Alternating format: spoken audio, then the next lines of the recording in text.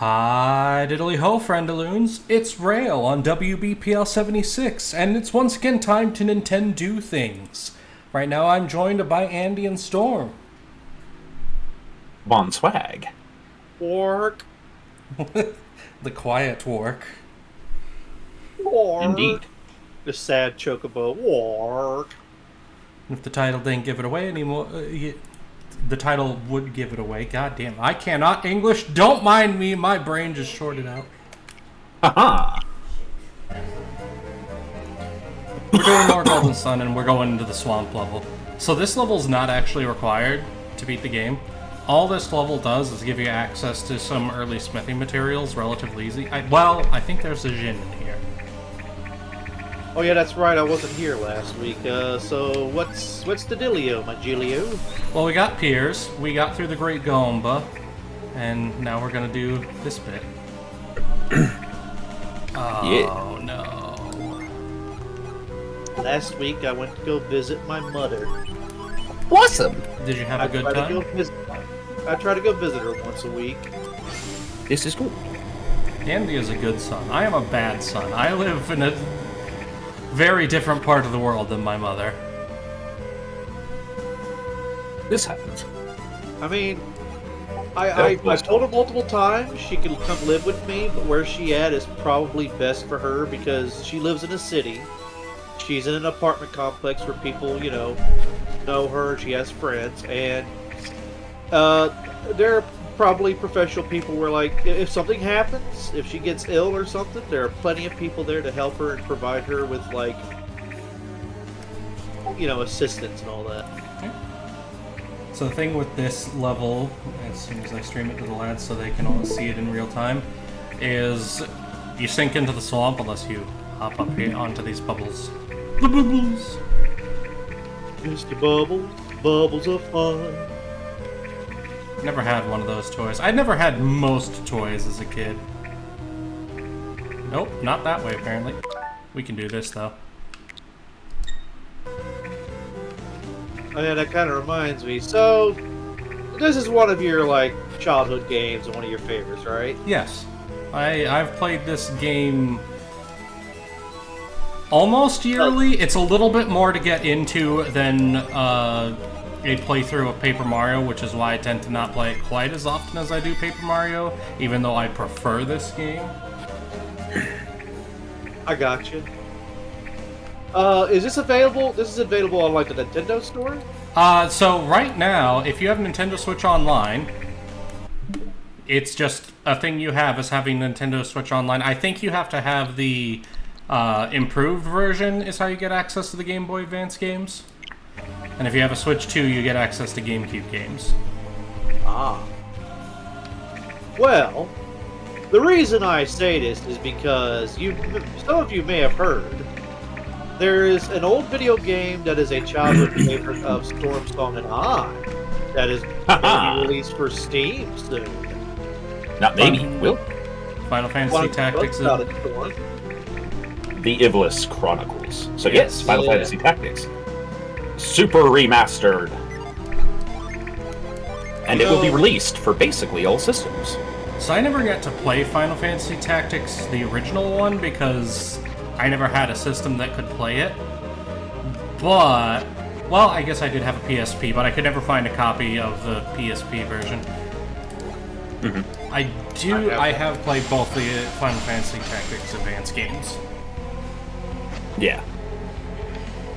So it is going to be for all systems, including Switch, Switch 2, Xbox, Xbox Series, blah blah blah, PS5, PS4, Nintendo, etc. And Steam.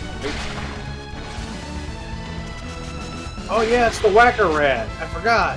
Yeah. Whacker Rat. He had a spoon. But yes, I will be driving to try to get through KOTOR swiftly, because come September 30th, I know what I'm about. I shouldn't have to take that long? Question mark? I mean, as soon as I have the money to get a Switch 2,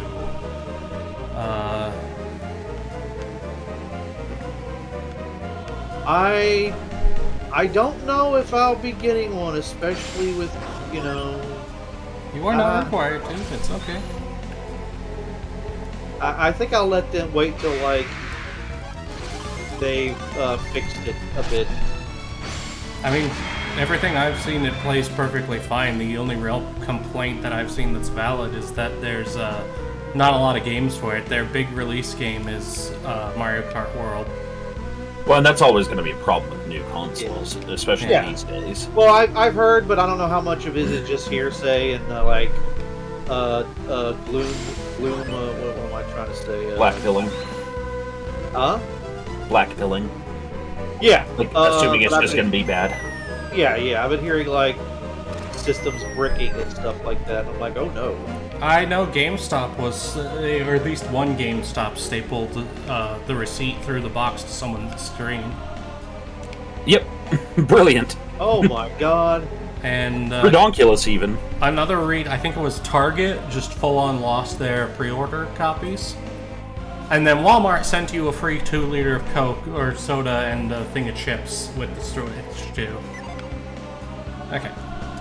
Save just in case. But yeah. Final Fantasy Tactics is one of my all-time favorite old games. A most ingress little bumpkin fights him now. And does that. No. He runned it away. There we go. Get in another fight to adjust the RNG. Oh yeah. So hopefully this time he won't run.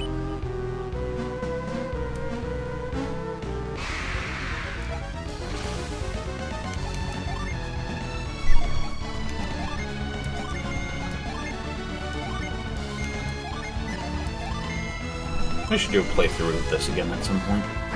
You should, it's a very good game. Yeah, I also haven't played it in like 20 years. That's the...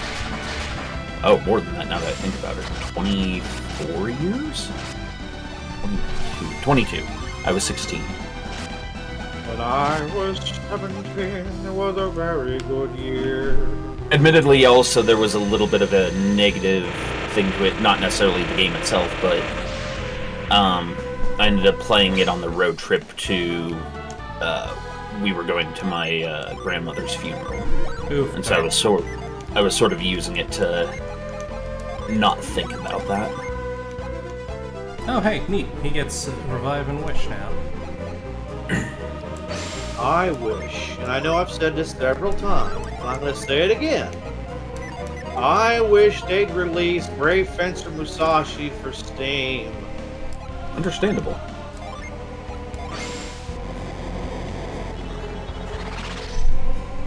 Oh no, the mad plants. Behold, the plant version of a mimic. Not a mad plant! A bad plant? Not mad angry, just mad insane! A sad plant? I also smell like decaying flesh. Oh, I'm dead. A glad plant? Now I really... A flat plant? That's why it's mad, because it's a flat plant now because you stepped on it. Oh! Oh, that just reminded me. There's a hilarious thing in the new neighborhood I live in. Some lawns are perfect, like just grass, no weeds, nothing else. And then other lawns are just completely consumed by dandelions. Oh yeah. And you can get like the really sharp lines between the two, and it's funny as hell to me.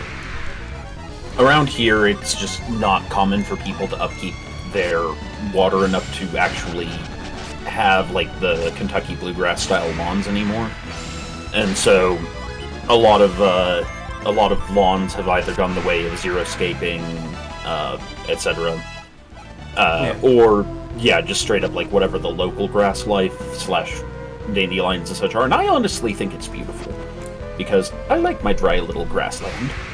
We're very dry. Yeah, I want to do, I'd like to do like a clover lawn, I think. Yeah. And dandelions are pretty. We also get these little desert lilacs. I think they're lilacs. They're like I'm not going to purple. sound weird, but I'd love to turn like part of my acreage into like a butterfly preserve or something like that, like just flowers. You can do that. Actually, Andy, that's something you might want to look into. In a lot of states, you can contract to set some of your acreage aside as what's the word I'm looking for? Like conservation area, and they'll pay you for it. Now that I'm thinking about it, it might not be the best idea because, to be honest, I get the impression that the area I live in, they're trying to turn it into an industrial area, and you probably don't want butterflies, living where a bunch of machine and engines are going off, like trucks and engine repair and stuff like that. Yeah. That just really depends on how close they are, but it's actually... Well, I mean, I'm right next to one. Whee, down we go. Whee! Wee snaw.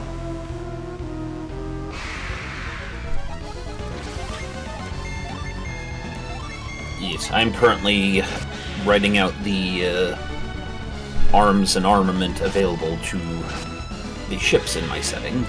Nice. We are currently working on building the ship for the party, and I did not have this ready last week. Much was the sadness. Oh, so I've been playing Mass Effect since last week. Someone mentioned it, and then I wanted to play it. And I've been doing... it made me think about if I was going to make a sci-fi RPG, I know how the ability system would work.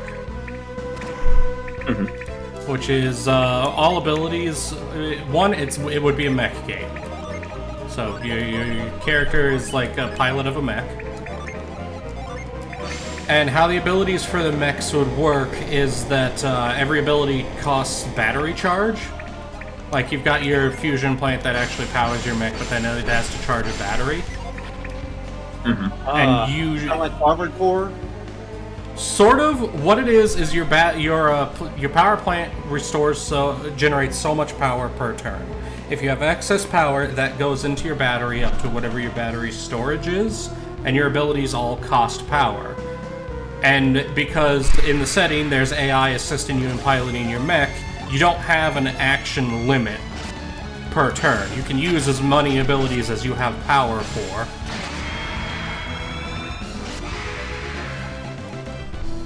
So you have to,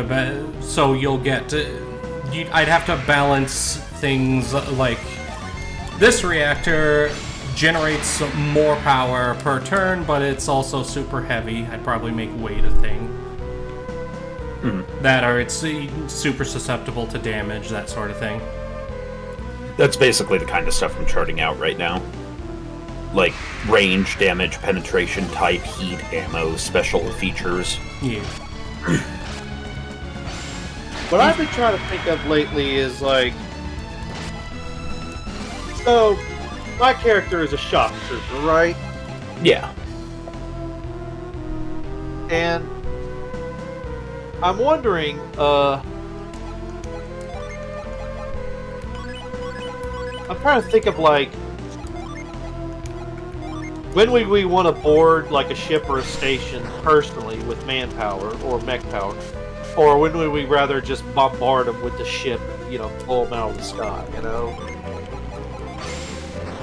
I mean, if there's something important on the ship, I can understand that, but... Mm-hmm. Well, there's also, there are multiple considerations. Obviously, there's practicality. It's considered, poor form to not at least try to, obviously within practical restraints, to not try to take the ship because Imperials are often conscious of resources. And while you could easily carve a ship out of the next asteroid, it's the jump engines and the other valuable components on board. It's considered like great honor to take ships a prize and be able to drag them into port and be like, hey, look what I took. Now, that's all with consideration of practicality. If, like, the ship is... If it's, life or death, yeah, blow up the enemy ship. Like, that's... The Imperials are not so honor-hungry that they lose sight of realism. You said in space battles, like fighters or something attacking the ship, like you could have it where the mechs walk on the outside of the ship to fire at like fighters and shit, right? Yeah, that's actually kind of the standard setup of the setting.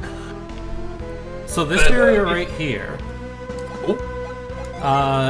This area actually, whenever I was poor and had to do other things, so this area is hard for emulation.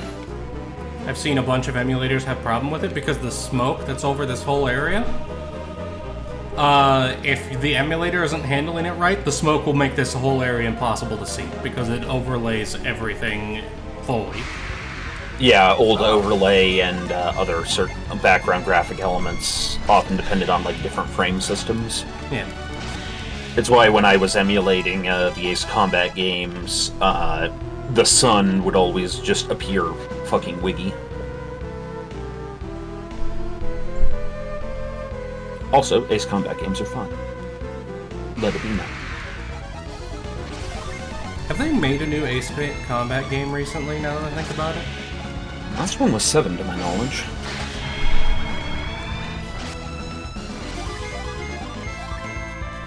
I mean, the only flying game that I ever really got hardcore into was, what is it called? Warhawk on the PlayStation 3. Yeah, the last release was 2019, unless you count the same title being released on the Switch finally come 2024. So the last new game was 2019. That's still decently recent. Yeah.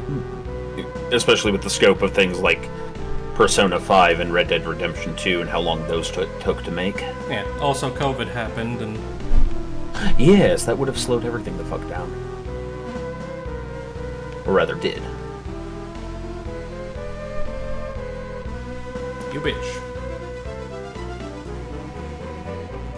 There we go.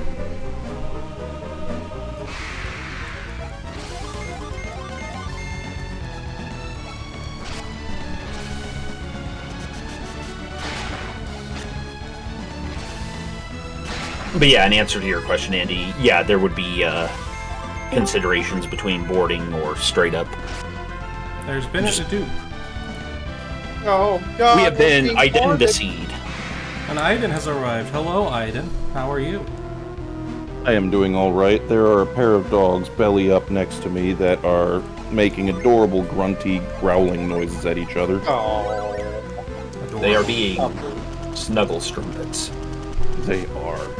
Hug harlots. I love how at this point you're just so used to the first thing anybody asks you for is a pup date that you just do it without us having to ask. Pretty much. I mean, I know what everybody's here for. Or at least as far as my position is concerned. Folks want to know about the dogs. Yay. I'm just kind of a vehicle to provide that update. Well, what if I want to know about both you and the dogs, because I value your entire family? Well, the dogs come first. Silicon Soul says stream has been identified. My God. I see you are in Taopo Swamp. Yes, we are down in the depths. Hey, Aiden. What's up? Did you partake of the Final Fantasy tactic? I am indeed a fan of Final Fantasy Tic Tacs. Good. Yes. And I am keenly aware of the remaster coming out soon. Now for the important You know what question... Go ahead, Andy. I was going to say, the one thing I wish that they hope they implement, but I'm sure they won't, is some form of multiplayer battle system, like... They did that in War of the Lions, where... the rendezvous system. But it wasn't the main story missions. Yeah. Like, I'd like to be able to, like, challenge people with, you know, a unit or something like that. Yeah. Yeah, they had something like that in War of the Lions. It's just, you know... You Was had that to be PSP playing it or- on PSP, so... Yeah. Well, with Steam, Which had- Since this is coming out on Steam... Among other things, yes. Ooh. So, context, cross-platform. Samurai, we are in the caves underneath the swamp. And like the heat of the swamp, like the bubbles that cause you to be able to float, are generated by the lava and the water down here. I was wondering about that. I was using the last time I was using RPG Maker to make my own RPG before I finally decided that that system is cursed and I will no longer use it on any of my systems. I had a swamp that had like an underground cave system that had like poisonous creatures underneath it that was causing the swamp to become poison. Yes, UNC geology doesn't work like that. This is also a world where children use elemental creatures to shoot fire out of their ass. I don't think we're too concerned about accurate geology. Ah, yes, ass fire. I mean, this game runs somewhat on alchemy rules. Shut up, eat your popcorn! You could, in theory, have caves under the swamp if you've got, you know... Oh my god, Pip, stop teabagging your daughter. Oh, it's kind of like how, you know, I know star formation doesn't actually work like this, but in my setting, for example, you have really gigantic stars that have a plurality of other stars orbiting them. And I really do mean a plurality. I mean, I'm sure there's not an active volcano under New Orleans, but they went with it anyway in the Gabriel Knight series. I am fairly confident that you can have swamp form over lava tubes and tunnels. Oh yeah, And yeah, no, they exist.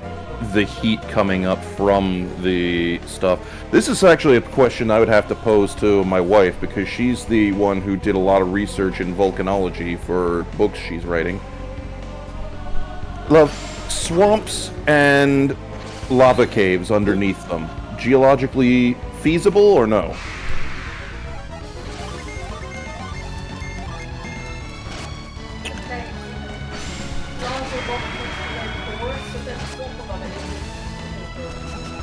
Okay.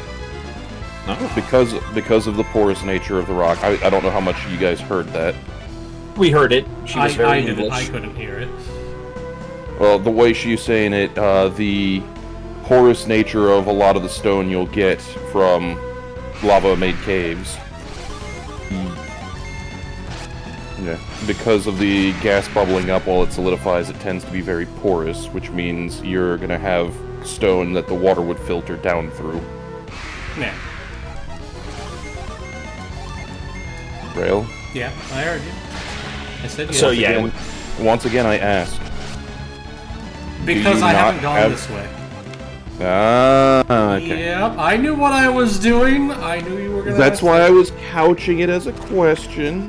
Did you get the Venus gin? Yes, I got the Venus. That's the first thing I fucking did. Actually. yes. And now Piers can cast Wish also, so I have 2 Wish users.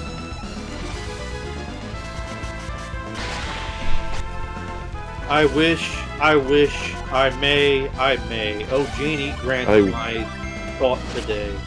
Oh, I wish I was a fish. Oh, Genie, I wish that fermentation did not occur in the realm of Russia. Jesus Wow, Christ. Andy, what the fuck? Holy fuck. That's right up there with casting step on a Lego or your pillow is always warm. Well, that was the point. That was the point of that game I made a while ago, where you wish for a genie. Like, you're in a particularly bad mood. You get 1 wish from a genie, and you decide you're going to use it to destabilize and or cause chaos in a particular region of the world. But not in a, like, you know, directly harming people, but in a way that's, like, very inconvenient. Like... I'm pretty sure the I wish withdrawals from not having the ability to ferment things would lead to direct harm, though. Yeah, the It DTs would be very real in that case. And yeah, you could say we're just stereotyping Russians, but I mean, you could pick any modern there's nation also and- statistics to back that up. And pick any modern nation, you do that to the United States, and you're going to have a world of very, very miserable and very upset people. Yeah. Oh, yes. Actually, there was a brief period after World War II where Russia ran out of vodka because everyone was, like, celebrating. It actually was, like, a crisis issue. Anka. Well, if I wish that cheese could no longer be made in Wisconsin for a while. No, you fuck right off with that, Andy.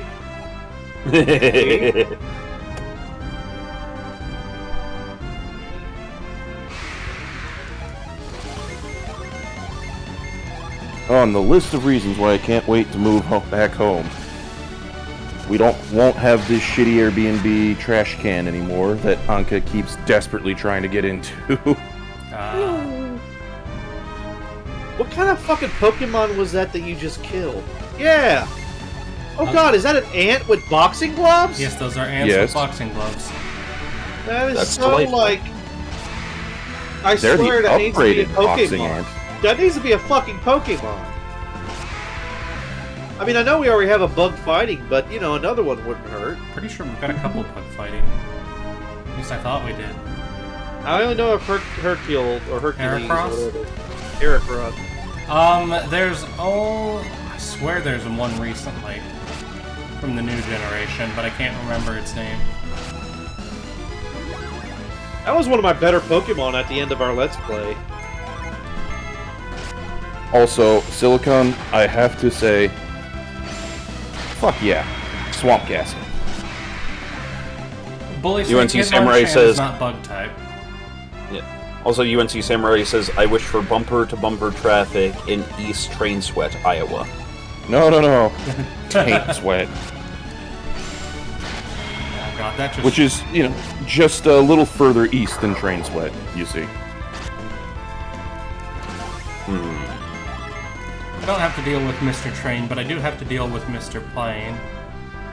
Oh, I got a good one that would mess up like where I live. I wish capsation did not take effect in the rural south of America. Oh, that's mean. Yeah. That's just mean.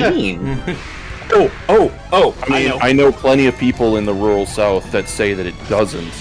So, I'm going to say add Scoville 15,000 capsaicin to all marijuana. There, I've just ruined the region I'm from. holy shit. You know what? There might be some people be like, oh, that's good shit! Yeah, no, Oh, there would be. plenty of people who would be into that. It's high, it gives you a sweat! Oh! I wish that all beans turned to ash upon the British Isles. Oh, that's double mean. I wish fish didn't ferment in the Scandinavian area. No, if you really want to be cruel to the British Isles, just a single wish that all tea goes off.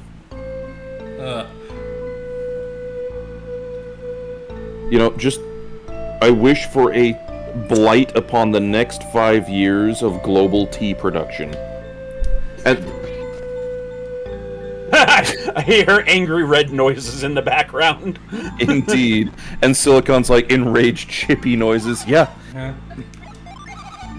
Yeah, I mean, no. Is it specific to the British Isles, or is it just No, that's everywhere? why I said globally. Oh, well, fuck off with that. That would be the surefire way to make sure the British Empire, unifies once again in outrage against literally everybody.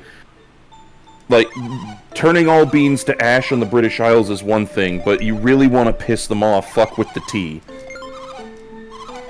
Tee-hee. I do like... Oh, God, when Doc gets back to cooking, crowdfund some surströmming. Oh. I mean, the thought has occurred. Has Doc done a stream where he cooks, like, red beans and rice? Oh, Probably. that reminds me. I wish that all turmeric was now toxic. Fuck your curry. That's also fucked up. Why? So mean! The only time I've had that kind of curry was at the meetup, and it was the sweet curry. It was very good. Curry is yummy. I'd and love it to fills my heart try. with yum. I'd love to try like the slightly spicy curry. Like I don't know where my threshold of spicy is compared to everyone else in the world. Because like, I mean, I don't like spicy that literally burns your mouth and makes it feel painful. But I like spicy that like makes your forehead break out in a sweat and you're like, ooh.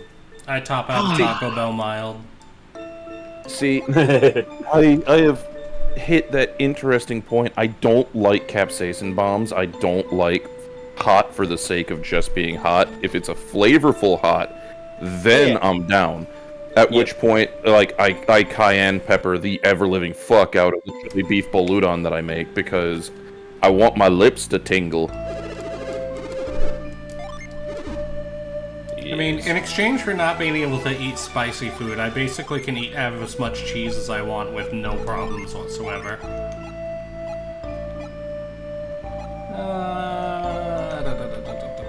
Regional food. I just thought of one that adaptations. would. I just thought of one that would tick off a bunch of bad people. Okay. I wish poppy plants fought back.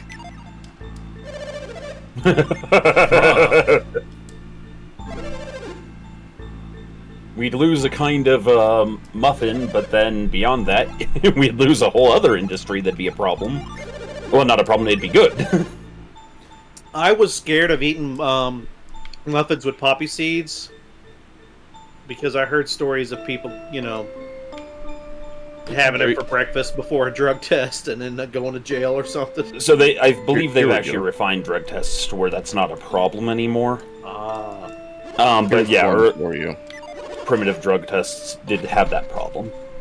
One could wish that grain crops moaned when harvested. Now Okay, it so depends. I Are we can dealing with? I'll never have an erection again. I can ruin a whole bunch of people's day in one go. I wish Sure. that yeast just consumed everything that you put it in and did nothing else.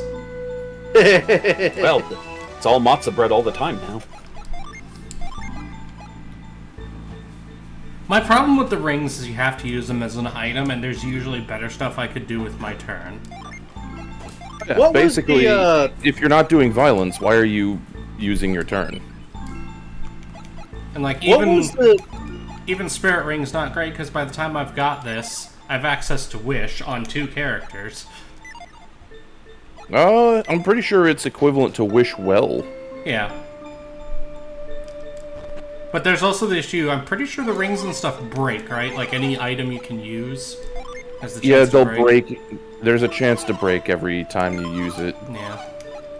That's okay though, I got the cloud wand out of it, so. Oh. What was the From that series, one the time when he story? was dressed in drag. Ha! So repeat your question, Andy? Sorry. What was the series or the story where a bacteria evolved to eat silicone? And it was messing up it was messing up computers and shit.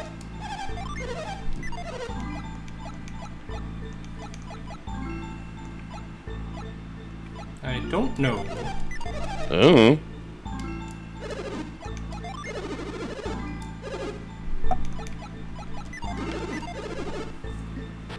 Okay.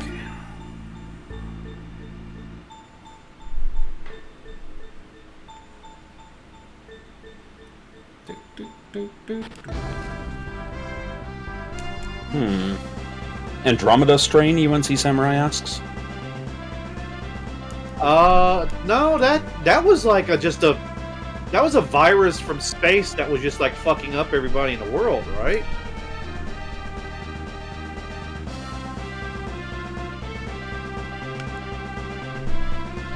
Yeah, that looks to be just like standard.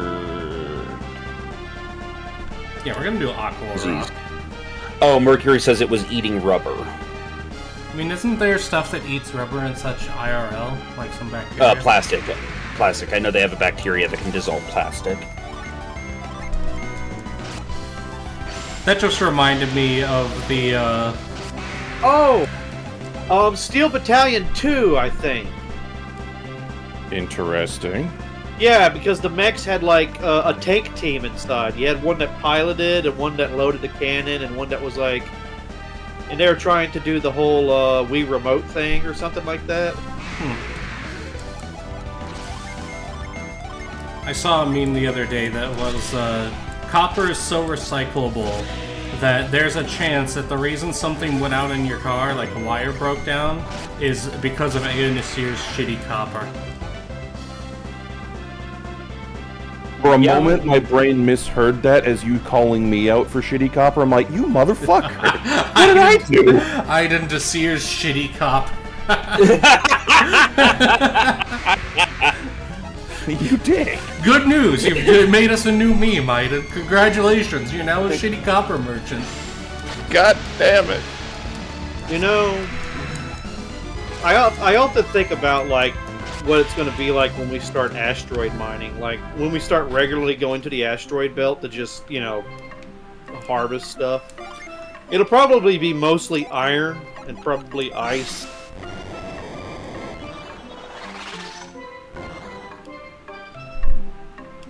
I don't know how many other rare metals would be in like the asteroid belt.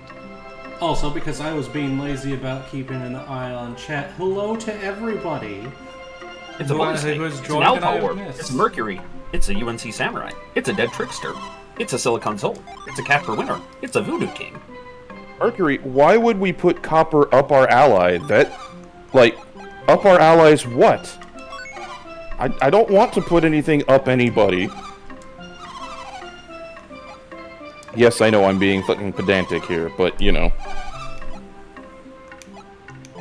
So, Dead Trickster, funny enough, one of the old Star Wars Expanded Universe novels actually made a comment. I can't remember the name of the chick that Luke was trying to date, but she had Force sensitivity and then had it taken from her, and he was trying to take her on a grand whirlwind romance tour of the galaxy to try and get her to feel the Force again. One of the places they went to was a resort on a comet where water was mined and marketed as, you know, 100% pure, never cycled through another organism water. At which point, Luke also makes the comments like, chemically it's identical to every other water, but, you know, whatever.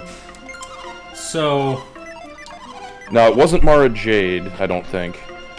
I'm about to make everyone mad and talk about Star Wars The Last Jedi. Okay, go for it. So the Holdo maneuver, right? Oh, fucking damn it. Trickster missed out on it because of fucking ads. Unfortunately. TLDR, Luke vacationed on a resort on a comet. Commented that they mined ice to sell, saying it was never cycled through a living being. Thus, you know, super pure. Also comments, it's still chemically the same as water. It's water.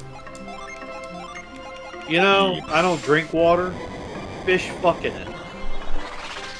You should drink more water, Andy. It's good for you. I'm joking, Rale! I was to say, that sounds like a perk to some people. It's an old W.C. Fields joke. He was a known boozer. Hmm.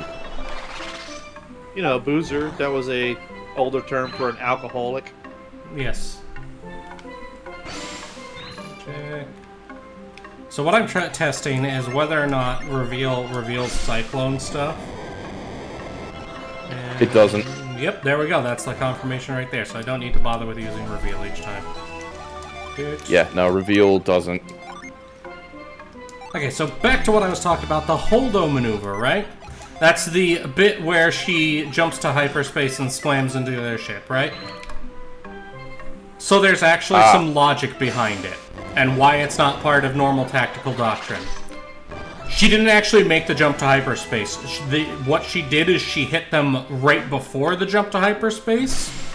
And because the ship she was on had ridiculously buff experimental shields, those shields continued with their momentum. Her ship vaporized on impact without hurting the other ship, but those shields continued through, and that's what caused that much damage.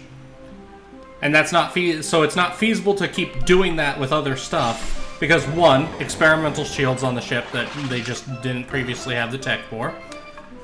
And 2, you have to time it exactly right of hitting it right before you jump to hyperspace. You have to smack into them. You can't just hyperspace jump in their general direction. I mean, so it's... I was more just going to look at it from the perspective of you have to navigate with pinpoint precision, because just like a fraction of a degree off, considering how big space is, and you just go screaming past them without doing anything. That too. Well, I mean, how much can you rely on the Star Wars' massive supercomputers they probably had to, like, calculate that shit? I mean, reasonable. But the other guy has supercomputer bullshit as well to try and calculate and not get ass fucked by that kind of maneuver. Oh yeah, that was the other thing, is that they didn't know that she could do that. So it only worked because it was a surprise, because otherwise it was step to the side of the fan. You know, don't let her point the ship at you and get close enough to put the jump to hyperspace right behind you. I mean, that could be a point of, like arrogance or, just not think, like, oh, they'll never do this. Like, you just never considered that they would try something like that. Yeah. Well, there's also just sometimes tactics work only once because no one thought about it at the moment. Yeah. I mean, the other thing is, who is going to want to do that when it is a very terminal one-way trip? Yeah. The usual argument is, oh, you could just program, like, asteroids to automatically do that. So the explanation of, there's so many factors into it that it's a 1 in a million chance to ever pull it off even once. That's why it's not general combat doctrine. Also, I'm with Alpha on this one. It really does feel like it's an afterthought explanation for they pulled shit out their asses. Oh, because yeah. To get in a miniseries. I mean, think of it this way: like, how often do we even know about, like, basically asteroid dropping on planets and stuff in Star Wars? I never hear of it. The only time actually there is one time, huh? It's happened a couple times. Stuff like that. I think it was in, like, the expanded universe. I think they dropped the moon on Chewie, didn't they? Yeah. We don't talk about the Yuzhong Vong. What they did do was Grand Admiral Thrawn moved a bunch of cloaked asteroids into orbit around Coruscant. The New Republic had no idea how many asteroids he had moved there, or what their orbital trajectories were, so basically anybody trying to leave the planet ran the risk of getting run the fuck over by a giant space rock that they couldn't see. Wait a minute, Ivan, I need to confirm something. Are you on the same boat as me that the Yuzhong Vong are basically a Mary Sue race? They're just... yeah, kind of. They're uninteresting. Yeah, the schoolyard kid thing of, oh, I'm immune to everyone else's powers, ha ha, I'm so special. Yeah, they're the outside context problem that you end up seeing get brought into a setting when that setting has run on for too long. Mm-hmm. Kinda like what ended up happening with Stargate SG-1 after they hit the point where the Goa'uld and the Replicators just weren't scary enough anymore. It's like, yeah, at this point, you know what you really ought to fucking do? End the show. Right. The end is an important part. Also, in response to this was an afterthought thing, that's Star Wars. Like, that it's literally been going on since the original trilogy of, oh, we added this as an afterthought. It's like, why can Palpatine shoot lightning all of a sudden? And this is why I'm not a fan of the New Republic, is it is one of the grossest examples of just the afterthought treatment for all of the mystique they put into the original trilogy.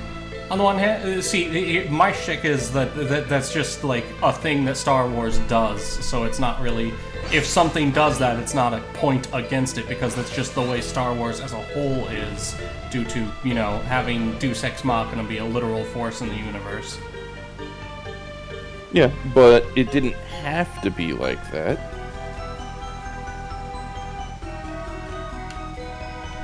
Yeah. My argument is that it's not a problem that it is. Yeah, fair. I just find that the longer the series went on, the worse the writing got, and the less interesting the series was. I mean, more importantly, that the worse the writing got, the more bad writing they use to try and explain away shit that didn't need an explanation in the original stuff, which means they're actively sabotaging future generations' ability to just push the I believe button, let the suspension of disbelief happen, and enjoy the show for what it is. There's the argument that different people have a different, like, level of suspension of disbelief. Oh, granted. Like, I mean, I know I have a very high level of suspension of disbelief. It takes a lot to take me out of a thing. Yeah, it's one of those things where the willingness to just be along for the ride without needing stuff explained was one of the strengths of the original trilogy. Is it set things up with with cinematic and narrative shorthand well enough that you didn't need explanations because you understood the important elements, and there you go.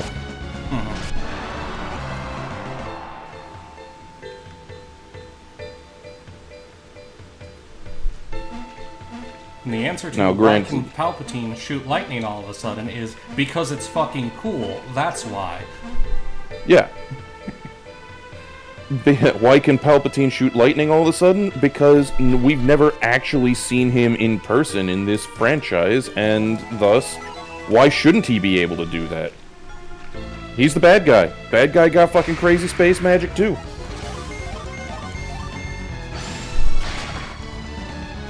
So, I understand why some people were upset about the Star Wars Expanded Universe getting wiped. I wasn't too upset about it because there's a lot, like, while there's a lot of amazing stuff, cough cough Thrawn trilogy, there's also a lot of garbage. There is a lot of garbage, but at the same time, there's a lot of nostalgia because, I mean, those were books I read as a kid growing up. Yeah. And there's... The good stuff was really good. The bad stuff was fucking terrible. But the best Star Wars books really were the ones that didn't take themselves too seriously. Yeah. Everybody's favorite BattleTech author, Michael fucking Stackpole, I discovered through Star Wars because he wrote the majority of the X-Wing series, following Wedge motherfucking Antilles, the man himself. Like, screw Luke Skywalker, that dude's got cheating. Yeah, that dude cheats. He's got hacks on his side. Yeah. Wedge Antilles is just a crazy awesome pilot. And yeah, no, having the exploits of Rogue Squadron, that was basically in a lot of ways like the mishmash of characters like you would get out of something like Kelly's Heroes. It was pulp serial fiction, which honestly is what the best of Star Wars is, in my opinion, is pulp serial. Yeah. Hey, that's the thing. It's Star part Wars of why is Indiana not Jones is so good. remotely hard sci-fi. Star Wars Oh is God, no! at best It's space sci-fi opera. fantasy and space opera. Yes. Yeah, it's space opera. It's sci-fantasy. It is not hard sci-fi. It's not even the best sci-fi. It's not even the best space opera. The best space opera is Legend of the Galactic Heroes. Fuck you, fight me. I have no idea what that is. So Anime. I figured with a name like that. Have you seen Wang Gang pop up in the BPL? No idea what that is. So that's named after one of the main characters, and it's a group in the BPL who watched the whole series as a group. Fair. It's long. It's called the final boss of anime for a reason. Also, UNC Samurai, yes, Cornhorn absolutely also has bullshit hacks that he cheats with. But again, I will be right back. Serial My computer is giving me some weird grief, so I'll be back in a bit. Also, just the banter between Wedge and Wes Jansen has always tickled me. Also, I think it was... Go on. Campress is asking whether or not to watch the new anime, the old anime, or just read the books. I am honestly of the opinion, for people just getting into the series, go ahead and just watch the new anime. It's a pretty good adaptation.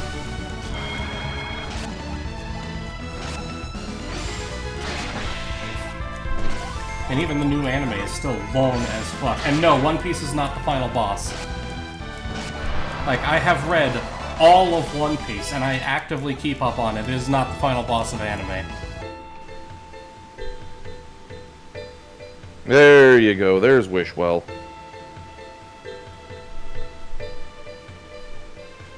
Boop, boop. Now then, reverse waterfall no jutsu. Yay! We have obtained uppies. Everybody loves uppies.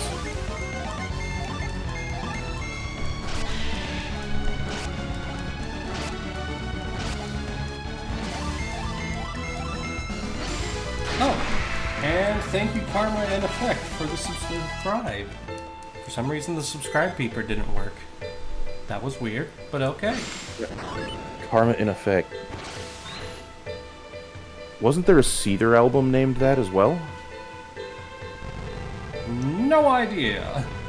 Now I'm gonna have to look that up.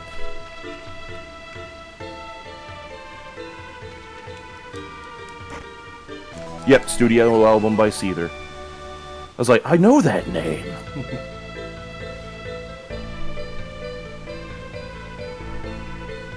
I saw them live once. It was a good time. Can't wait till I get the Frost Gem so I don't have to do this. That's not until you get the OG party back, though. I know.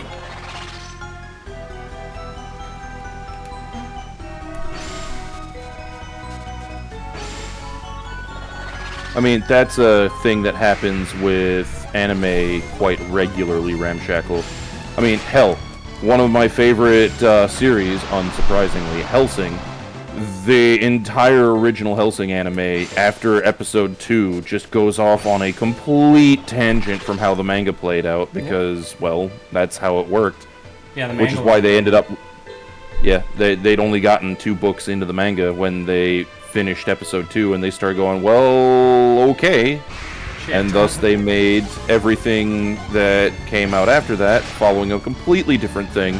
Didn't involve the Nazis. Instead, you had Incognito, the vampire from the Dark Continent, as he was referred to. It was pretty baller. And then I I'll have get- a lot of the Bleach series. Oh, I do too. You got Dragon Ball, Dragon Ball Z. You've got Naruto. I mean, any series that's long running will probably have outpaced its. So, 2 things. One, another good example of that is Full Metal Alchemist and Full Metal Alchemist Brotherhood. Brotherhood is Yep. the one that follows the manga.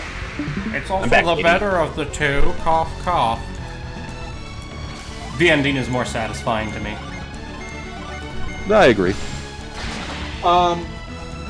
I'm actually surprised how fast it got animated. The warrior that only knows parry. That's a fun one. Yeah, and I read the manga, and it was relatively short to most mangas. It had a good ending, and the anime is like already done. I'm like, geez, Louise, they did that real quick. You So- got a nut. Yes. So in the case of One Piece specifically and its relationship to filler, most of the time what they do with filler for One Piece is not that they add new arcs, it's that they expand on scenes. So they make stuff longer than it was in the manga, which can goof up pacing somewhat, but can also give you extra details that we wouldn't have had before. But the big one is there is one Piece filler arc. And a lot of people don't even know it's filler, because there's One Piece arcs that you think would be filler, and they're not filler, and then the one actual filler arc is really damn good, and deserves to be part of the show.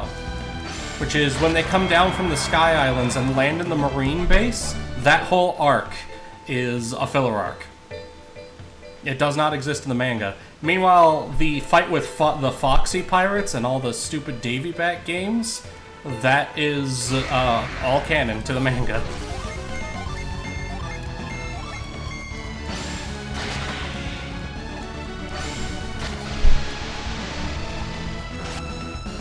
And I'm sure there's like 3 people who had any idea. So Bleach didn't really extend its fights. Bleach has a lot of pacing issues. Yeah, He was at odds with his editor a lot, apparently. Yes, that is one thing, is Tight Kubo had to deal with deadlines screwing things up. Oh, what else was there? That, and yes, eventually the anime caught up way too much to the manga, and this was before, like, seasons were a thing, where you could just end the season and then wait for the manga to get far enough ahead. And instead, it was, once it catches up, we do filler arcs. This is the same problem Naruto had. So there's a whole bunch of stuff in Bleach that's filler arcs and entirely worth skipping. You are now in my favorite part of the game, at least from a visual and thematic standpoint. I love the heck out of Aqua Rock. That is valid. Aqua Rock... Aqua Walk. Aqua Rock! Aqua Rock is, yeah, probably one of the... Really, there's no dungeons that miss in this whole game, in my opinion, though. But yes, Aqua Agreed. Rock is... God fucking damn it. Is one of the better ones. You just really like Aqua Walk. Ugh. Excuse me, I'm the hero of the world. I'd like to go to Aqua Walk, please. Oh my god. Number one gets isekai too. Oh, Ramshackle learning that the Foxy Pirates are actually canon. Yes, they are 100% canon. That whole arc was in the manga. Because that's the arc where they introduced the Ice Admiral, and at the very end of that arc, shit gets very real very quickly. Which is kind of what One Piece does. There's a lot of goofy shit, and then once in a while, shit just gets real.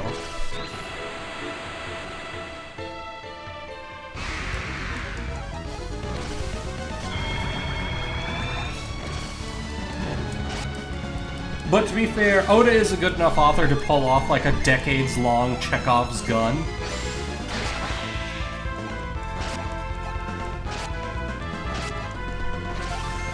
Specifically with the Furler Bark arc, they run into a lady who becomes friends with Nami, and it turns out that she's one of Big Mom's daughters.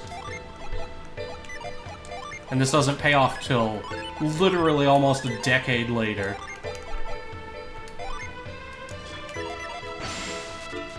You are going to need Frost a lot in this dungeon. I know. Might be worth just shuffling some Jin around. I don't want you to be right, but you are. Alright, alright.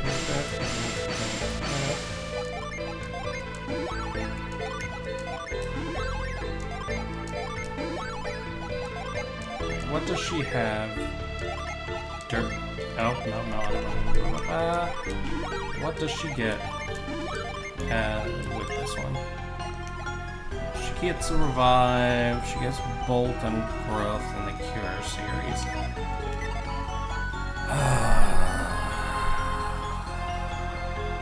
It's a pity you sold the ring that acts as Wishwell. No, I'll be fine. Oh yeah.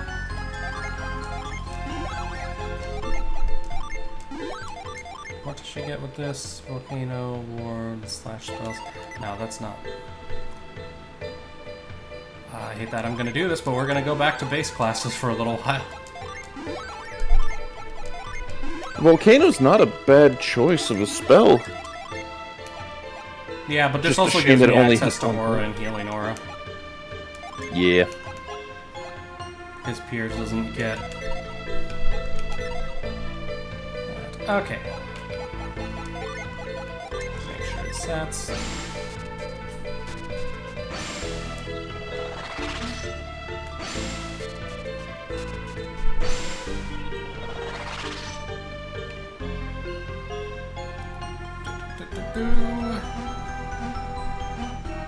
Also, the music for this dungeon is one of the best tracks in the series. It is a generally very good one. Finally, after 50 years of intense, grueling studying of magic, I've learned the wish spell. Now, oh mighty powers of the ether, grant me my wish. A storm cloud could make me by 6 foot 2 inches tall. You know, You say that, but that was actually Frieza's motivation for getting the Dragon Balls in one of the I Broly heard. movies. No. Originally, she wanted to be. Originally, Frieza wanted to be immortal. I remember that, and then they. Well, yeah. The thing is, after Frieza went to Hell and experienced what immortality can lead to, you know, basically, if you're immortal, then you open yourself up to eternity of suffering when you find yourself made powerless. And he's like, you know what, on second thought, maybe fuck that. And Yeah, I can respect that. Like, oh, immortality isn't all it's cracked up to be. so Frieza returns to Earth at one point to try and steal the Dragon Balls, and is explicitly states that the reason is he wants to be taller. Yes, but not too tall because he doesn't want people to notice. Yes. Congratulations, you're now taller. You also have a whole bunch of health problems because you're taller because of a disease. Enjoy. Ugh. So, from what I We're talking the understand, Dragon Balls, not the monkey's paw, man. Come on. Well, here's the thing. The dragon apparently can make decisions on its own. Like, he'll grant 3 wishes if he likes you, and if he doesn't like you, you get 1. Fuck you. Or Paronga. Speak Namekian, bitch. And like, remember when they wished for Frieza back? He brought Frieza back in pieces. Oh wait, that was just our example. Whereas like the other guys, they came back as they were. You know, like, you know, Krillin didn't come back with a hole through his chest or blown up like Frieza did. You know what I just realized? With the addition of Dark Dawn, there's Earth is the only element that doesn't have an AoE heal. I'm pretty sure. Didn't remember there being one for wind, but fair There enough. is one in Dark Dawn.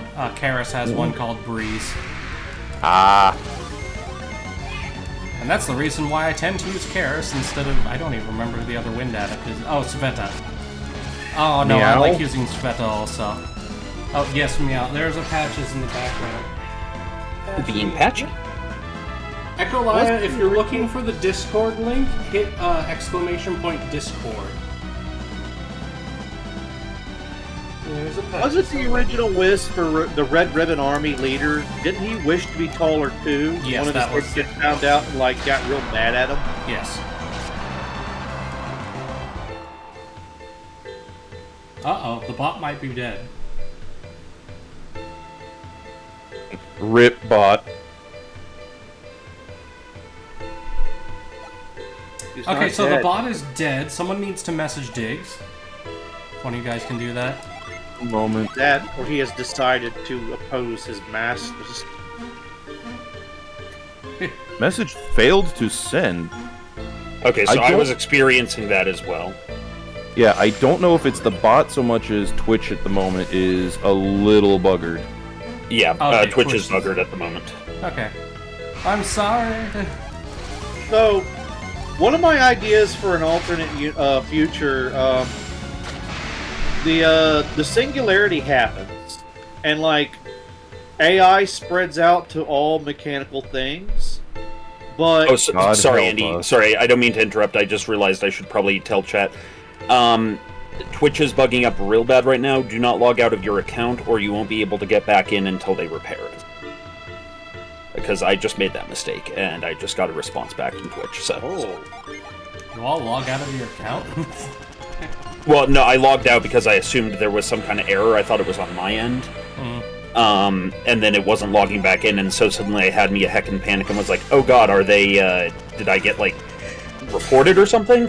And then suddenly it's like bunches of accounts are reporting this. Pipix, don't worry. Twitch will fix itself in a bit, and then you'll be able to hit the Discord again.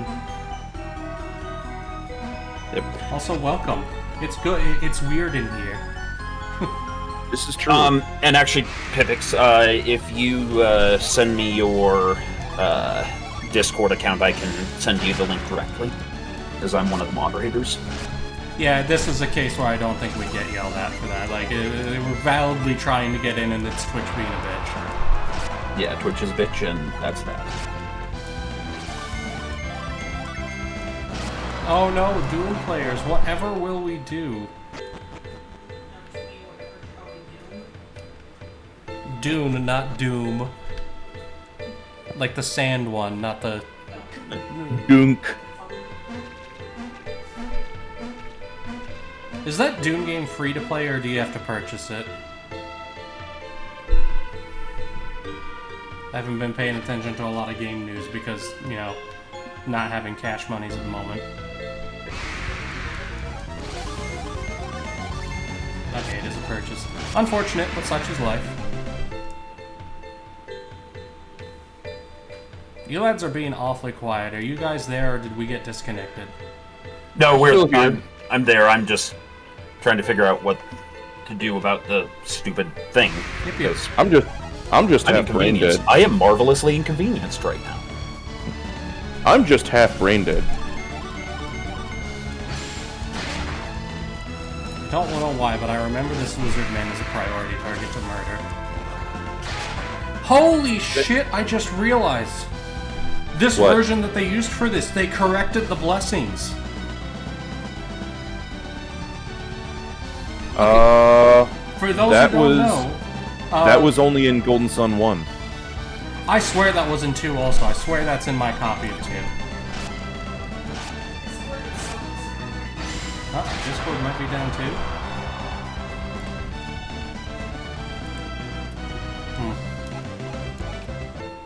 Yeah, it's only the first game. I could have sworn it was in the second one also. Nope, that's not what I was aiming for. And now I gotta go all the way back up. Actually, Yeah, I was able to log out and in on Discord, so we're good there. Yeah, Discord's having a little hiccup here and there, I'm finding, but nothing on the, scale of what Twitch is dealing with at the moment. It had a hiccup with me a couple times, and it was messing around with the Crispy the other day. Yeah, well, that might have just been Crispy's internet. His internet isn't. Yeah, amazing. Crispy I Net wonder how much of it sometimes could be does both things. is true. Could be what? ¿Por qué no los dos?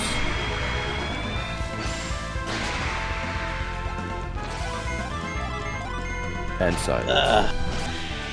Potentially. But yeah, hang on. But what I was saying earlier, a universe where the singularity happened, and like AI spread out through all mechanical objects, but they gained the personality of basically from like Hanna-Barbera Flintstone characters, so it's like, it's a living.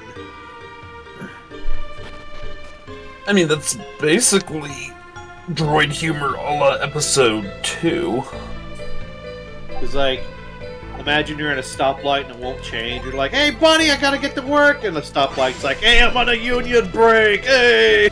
oh god. That is why, in my setting, by and large, droids are avoided. They do exist, but they're generally avoided. So, Rale, Yep. interesting. The lizard fighter, Yeah. not priority target. It is one of, if not the weakest monster in this dungeon. Oh, noted. I was looking it up because I'm like, is it because it has a rare drop or something? Because I'm trying to remember, there was something, I think, in this dungeon that has a rare drop on it. Yeah. Like, the Sea Dragon drops the Unicorn Ring. It's its upgraded version that drops the Blessed Mace. Trying to think here, Aiden. Torpedoes, missiles, mines. Are there other means by which to distribute explosives from a ship? Not counting artillery, which has already been accounted for. I mean, ramming speed. What about it? I'm trying to think of weapon categories that I might not have covered, because, like, I have all the artillery and energy-based weapons covered. Or kinetic and energy-based weapons, but I'm currently going through explosives, and the only means of delivery that I can think of are torpedoes, missiles, and mines. Storm? Again, ramming speed. I was worried because I thought we were still on the whole machines with personalities thing, and the idea of a missile with a personality kind of worries me. Fair. Rale, you called my name? You need to add what I call the thumper into your setting, which is basically if it makes physical contact with you, it thumps you and sends a kinetic pulse through you, liquefying your insides. I mean, stuff like that exists in the setting. Wonderful. Although, now that you've reminded me, grippers, that was the other thing. Basically, objects that fling themselves onto an enemy ship, grab on, and then start doing shit to it. I cast Buzzsaw Missile. Yeah, basically. I cast Boarding Craft, Yep. full of biologically engineered horrors beyond your comprehension. Yeah, one of the funny ways I've come to describe the two major... I'm going to use the word good guy in quotations here. The two major protagonist factions in the setting. The Imperium and the Valkyrians. And why they complement each other well as allies, and namely comes down to their doctrine, or their naval doctrines. The Imperium is all about them dreadnoughts. Meanwhile, the Valkyrians are all about that you like swarms of things, don't you? I cast Photonic Bomb. So yeah, Imperial Dreadnought appears, suddenly flanked by 800 or 900 Valkyrian light raiders. Photonic Bomb, that's just a fucking flashbang, bro. No, the Photonic Bomb in my sci-fi condenses photons to 100% density, about the size of a baseball. Instant So it's a big old light orb. Instant supermassive black hole.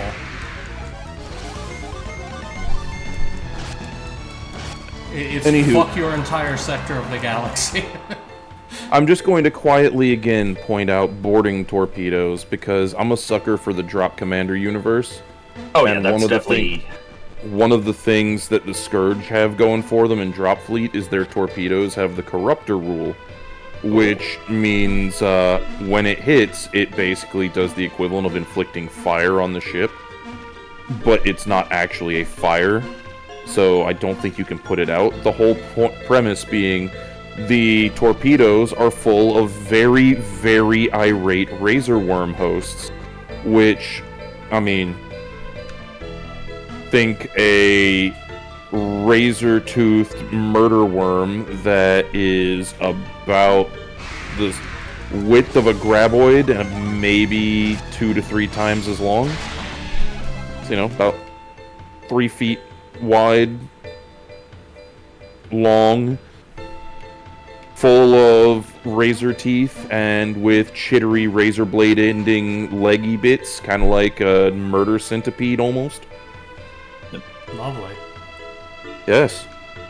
They are a unit used in the ground-based game, the counterpart, Drop Zone, as very effective anti-infantry blenders that you drop out of pods from a dropship onto a target building, and then just wait as they play Will It Blend?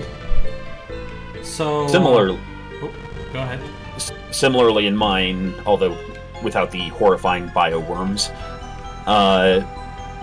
one of the general ideas of like the Valkyrian combat doctrine is, you know, we just bring a bunch of small raiders and we take their ships mid-battle, and then just turn their ships on each other. So, you know, you have exactly what you were describing, Aiden. I was about to call you Spara, that wasn't right. You know, these essentially manned torpedoes lodging themselves into an enemy ship, and then suddenly a bunch of power-armored werewolves come out of the drop pods. I think those were boarding pods. Yeah, boarding pods. Usually have like drills on the front. They just drill into the hole and then like pop open. Or they have ways like I'm sorry. They showed that in the Astartes fan video where like they just ran to a ship and the Space Marines pop out. Yeah, it's a Kestis boarding ram, I think is what they called the thing when they had a model for it. You know, back when Forge World was a thing. The Kestis assault ramp, that's what it was. Yep. Yeah, the, that was the other thing. I forgot to mention the other half. A bunch of power-armored werewolves whose most common phrase is whatever the Scandinavian equivalent of "witness me" is. Nice. There's always flicker missiles. Do they flicker? So what they do is it's basically a shotgun blast of a bunch of missiles that don't actually aim at your ship. They aim to position themselves around your ship, and then they're just the relay points to set up a plane of teleportation. Ossuary boarding torpedoes. Yeah, there you go. You said flicker missiles. I thought you meant like missiles that like somehow flicker in and out of existence. No, these flicker teleportation field and like flat planes across your ship at random. Get blended, motherfucker. Indeed. And shields don't work on it because it's literally just basically warping space. Alright, now hold on everybody. What did we learn from World War II about creating super weapons? That it's hella fun, and that we have multiple people in chat here that are absolutely fucking psychopathic about creating war crimes. Yeah, I noticed that during Lady Red's stream the other day. Yeah, I was about to mention, Friday's Shoal stream last week was fascinating and horrifying because, Jesus Christ, you people, y'all are all maniacs. I mean, the shit y'all come up with is nightmare fuel. I also loved how, like... Go ahead, Storm. Oh, sorry, I was just gonna say, I just loved also how, like, nonchalant Lichter was about thinking about each one of them. He was like, yeah, that'd be a war crime. Oh, yeah. I mean, if we're gonna go with, like, horrifying war crimes beyond compare, left, Rale. Make a giant microwave cannon and, like, make everybody fight. Rail. Yeah, I know. I'm killing things first. Fair enough. Thank you, Andy. I just realized that was what I was looking for. What, a microwave gun?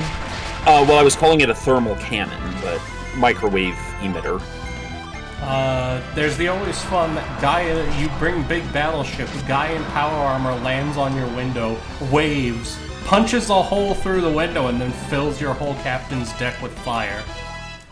Hold on See, a minute. that's only if you're stupid enough to actually have windows on what's supposed to be a combat spacefaring vessel. That is a thing that happened. I used to be part of a whole competitive RP of everyone makes a starfaring civilization, and yeah, someone did, like, we've got big windows, and I'm like, oh no, you have done erred.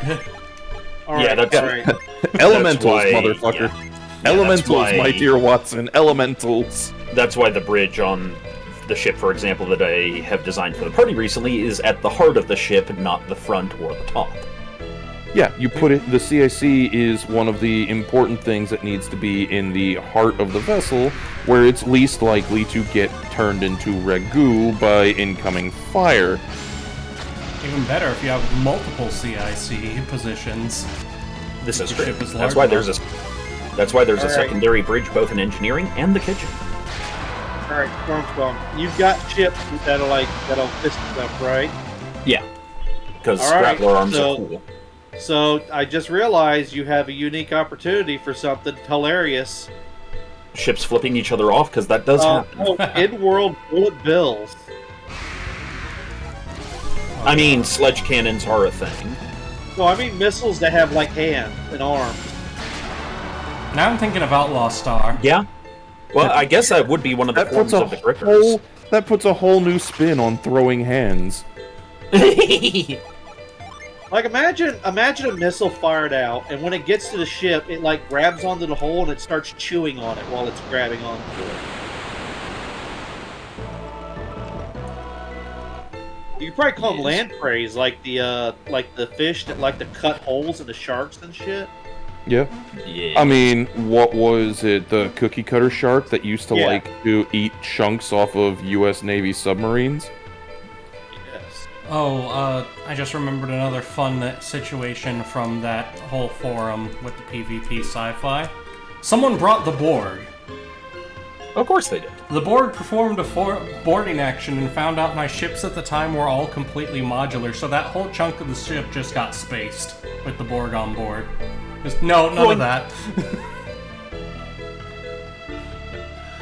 One of the rules of the Imperium in my setting is it's like, sir, we took out the reactor. Excellent. Sir, their secondary reactor is going online.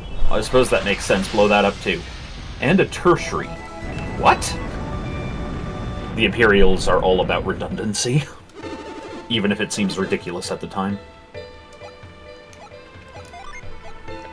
What are we supposed to do? I don't know, Mr. fucking Sailor Boy. Maybe fucking swim. Yep. Tell the crew to get ready to fire the gravity cannon. Like, sincerely, this is the lamest of the frickin' ways to escape the heart of an elemental rock. Is, oh look, a little pool of water. Oh no, water. To be fair, the rest of it's the best dungeon, though, so... Oh, agreed. It's just one of those things of, maybe our power's being tested. Maybe our buoyancy is being tested, nerd.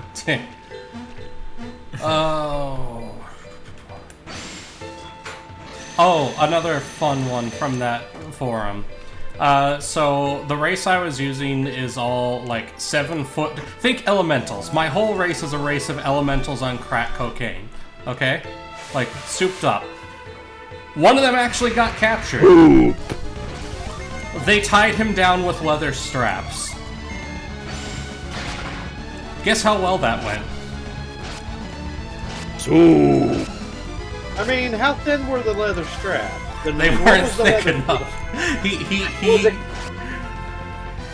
Was it cow leather or was it Corinthian Grugnard leather? Because those are two different things. Yes, Corinthian Grugnard leather is pretty robust. He just pulled the leather straps up out of the chair and put the interrogator through the steel door. Alright, so people who are having trouble with Twitch, try logging back in. Yep. I wonder what Shai Halud leather would be like. The problem is the worm's general fleshy bits dissolve, so all that remains are the teeth and the plates of the armor when they die. Could you make? Does that same work for sandfish though? I don't know. I imagine it has to still remain behind. But yeah, the great worm dissolves. If you put enough Dwarf Fortress powers into it, you could probably make leather out of it. Yeah. What if we boil it 72 times in goat milk? Will that prevent it from?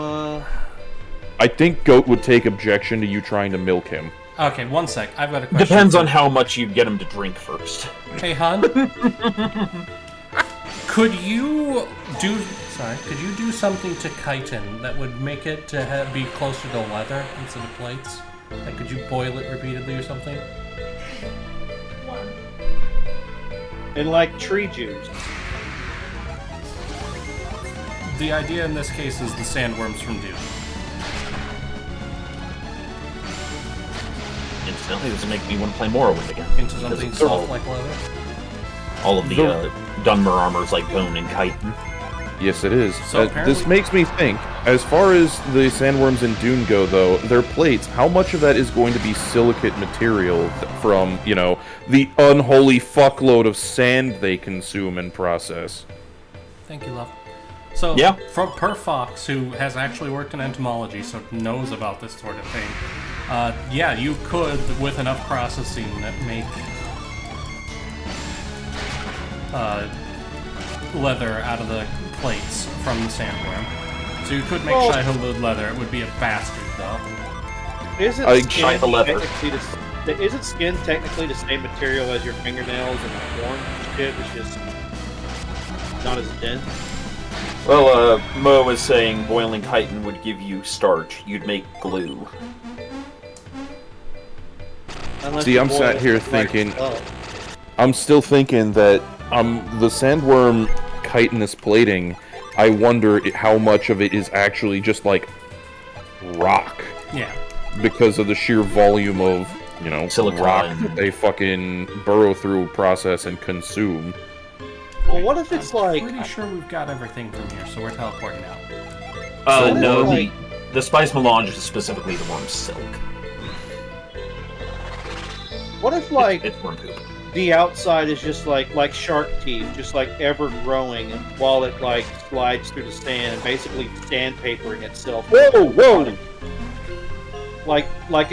Somehow it takes the sand it ingests and just pushes it outside its body so that it just rubs against itself instead of its actual like core being. Ivan, why the whoa?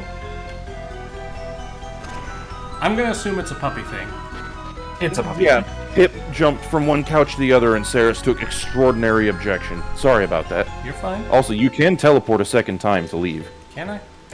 Yes.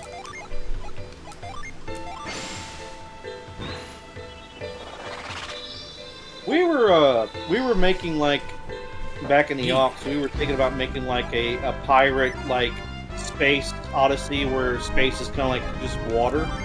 Yeah, the liquid setting.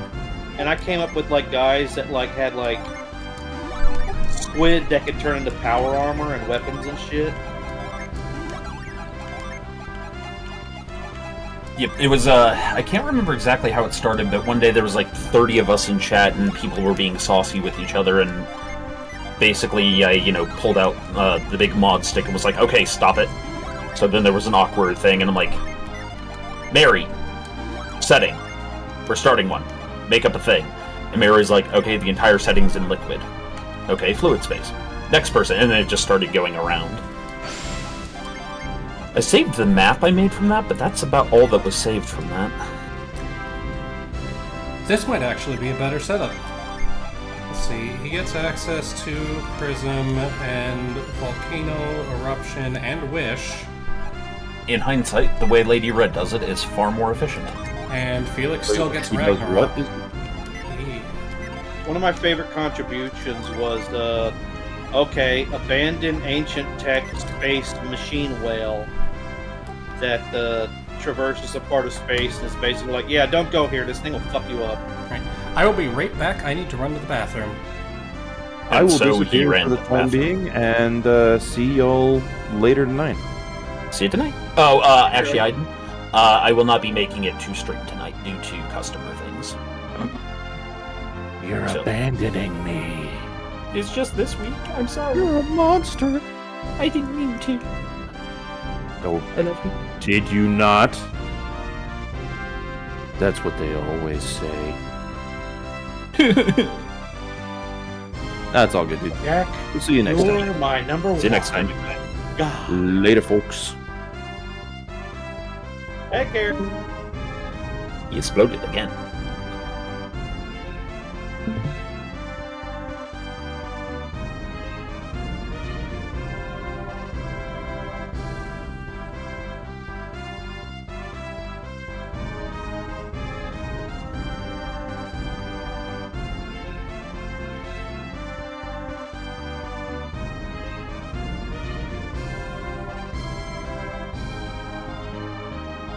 Tentacles in space.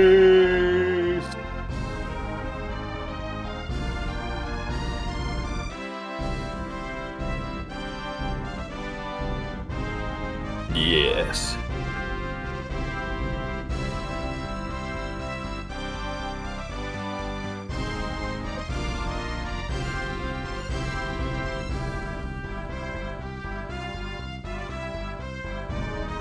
Ooh, space oysters. They hang out in asteroid fields and stuff and like collect debris. Mo brings up, if dune worms are invertebrates, then they don't have carapaces. The armor is actually their hardened, desiccated skin, so it already is leather by a definition. Yeah, I would think so.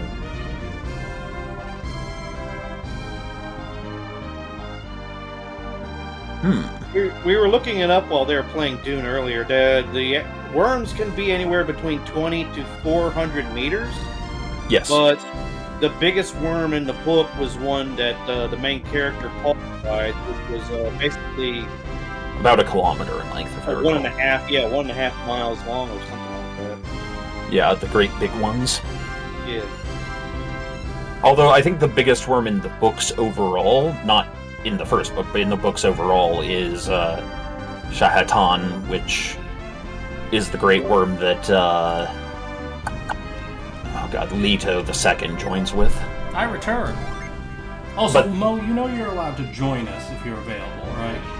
Just confirm, making sure. But yeah, by the time you get to the fourth Dune book, they're like just super bizarre.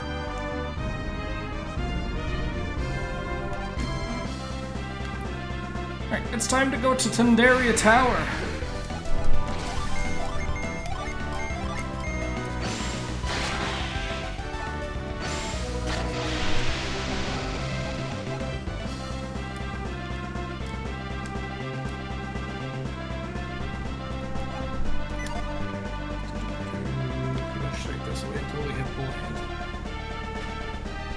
Oh, that's a cool image.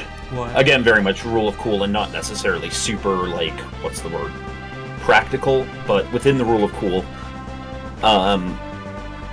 So one of the weapons available in the setting is ships can harpoon each other.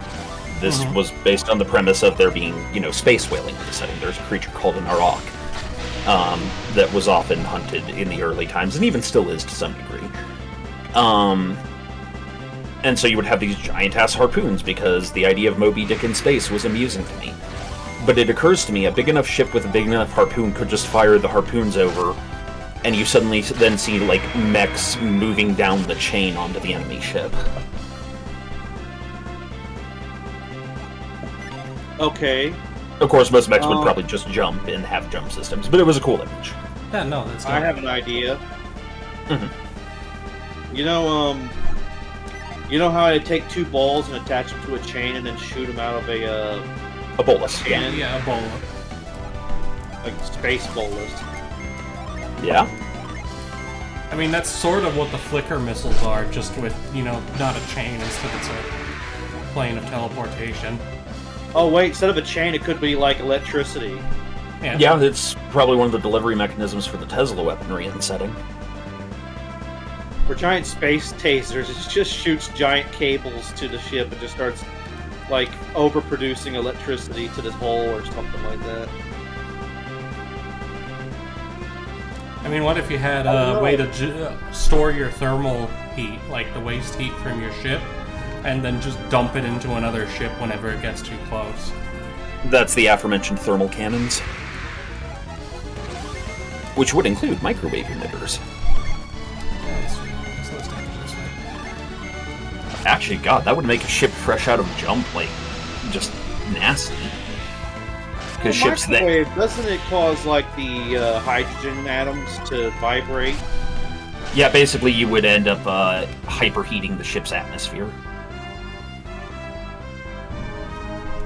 So the heat emitters actually would be different from the microwave emitters, but you could get similar effects out of them. Well, look at Bully Snake. We're whalers on the moon, we carry a harpoon. So the first time I ran a game in this setting, or no, the second time I ran a game in this setting, because the first one was sort of an experimental, that song kept coming up, because the ship they got was a whaler that they started, like, outfitting into a proper fighting ship. But yeah, the reason they bought the whaler, which was an SNA Orca, was the class of the ship, was because they realized, wait a minute, it has a predator array, meaning, the front weapon mounts that allow it to carry multiple weapons because it was meant to carry all the harpoon cannons. But it also has the capacity for hauling a whale carcass, or an Arak carcass. So that means we could re-outfit it to carry mechs. So they took a whaler and turned it into basically a mech dropship. Behold, squirrel fangs. Alright, so imagine like magnetic mines or something that attach themselves to an enemy ship, and then they release something the equivalent of like solar sails, meant to like slow down, keep the ship from like, it hardens the movement of the ship or something. Something like that may happen.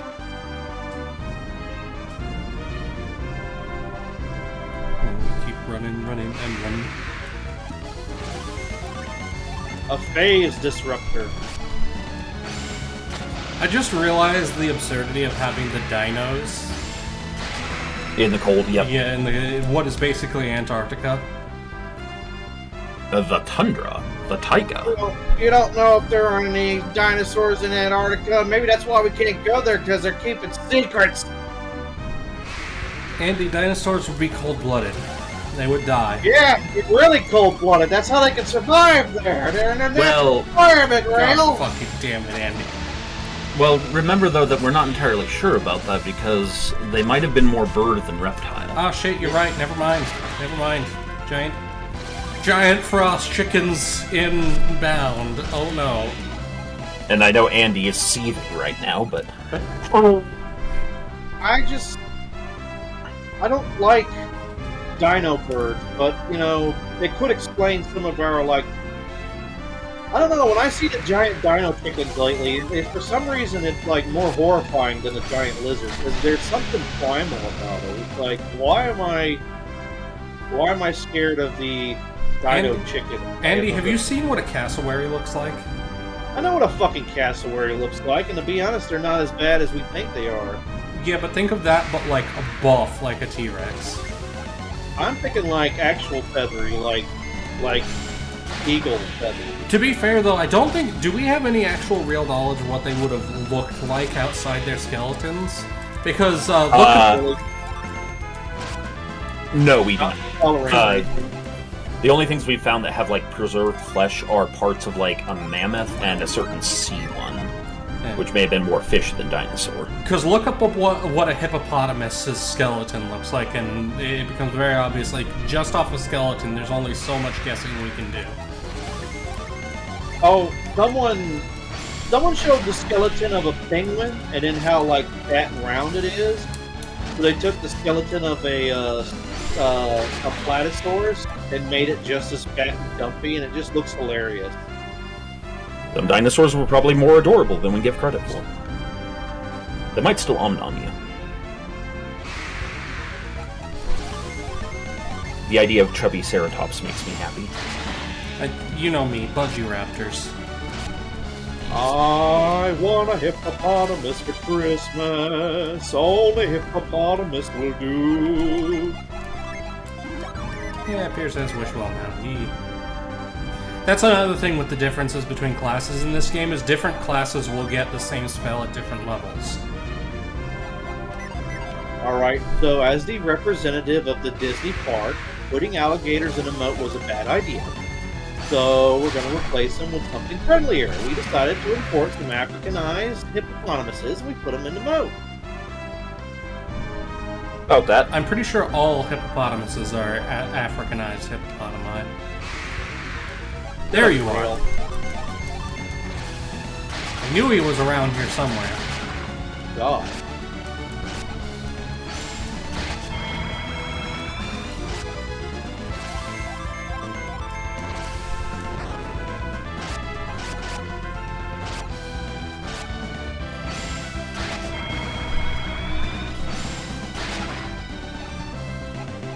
Got him. Yeah. You has a tiny friend. Jupiter Jin are my favorites.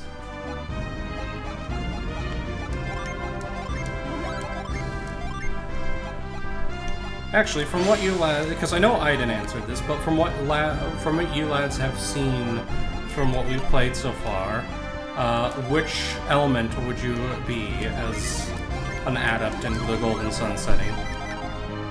Earth, probably.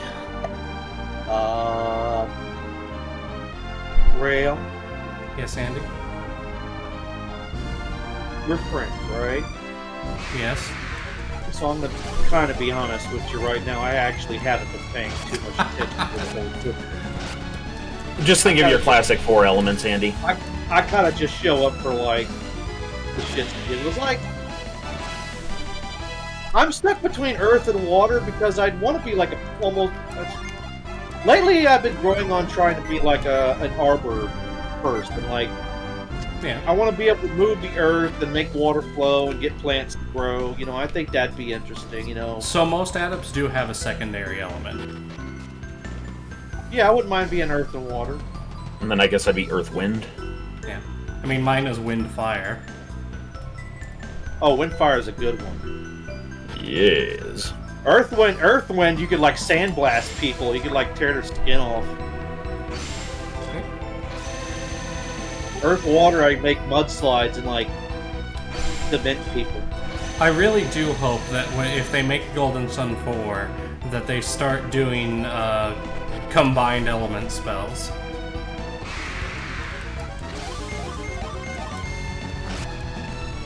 I tried making an RP system where you had like the major 4 elements and then the secondary 4 elements, and then you like combine them. So many people have tried to make a Golden Sun tabletop RPG, and it's so hard to make it work. One, because if you try to insert into another setting like a D&D game, it's going to be massively overpowered. The class system's just too flexible. If you allow the ability to change it on the fly like you can in Golden Sun, it's going to absolutely wreck everything else.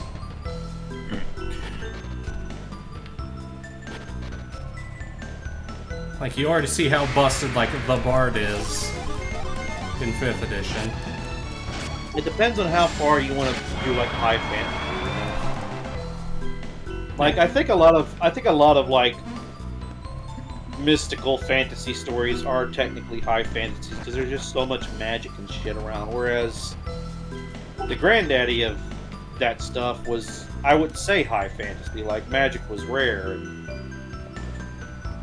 It took decades to make a freaking ring of power or something by like, you know, races that lived long enough to be able to do such a thing. Yeah. That's another thing I hope for another Golden Sun game, is that they could add things like rifles and such and start exploring, like, oh, normal people can now pose a threat to adepts because gun. Yes. I cast a bullet.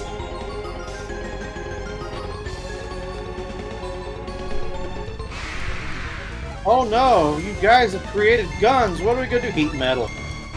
Yeah. Oh no. I do like that one where it's like using heat metal on somebody's golden teeth. Oh. Oh god, Oh. what the fuck? My gun's there! You can blame Tim the Grim for stuff like that, or at least my knowledge of it. Imagine casting like heat metal on like a loaded cannon that like. I mean, I guess it would just go off if you think about it. We...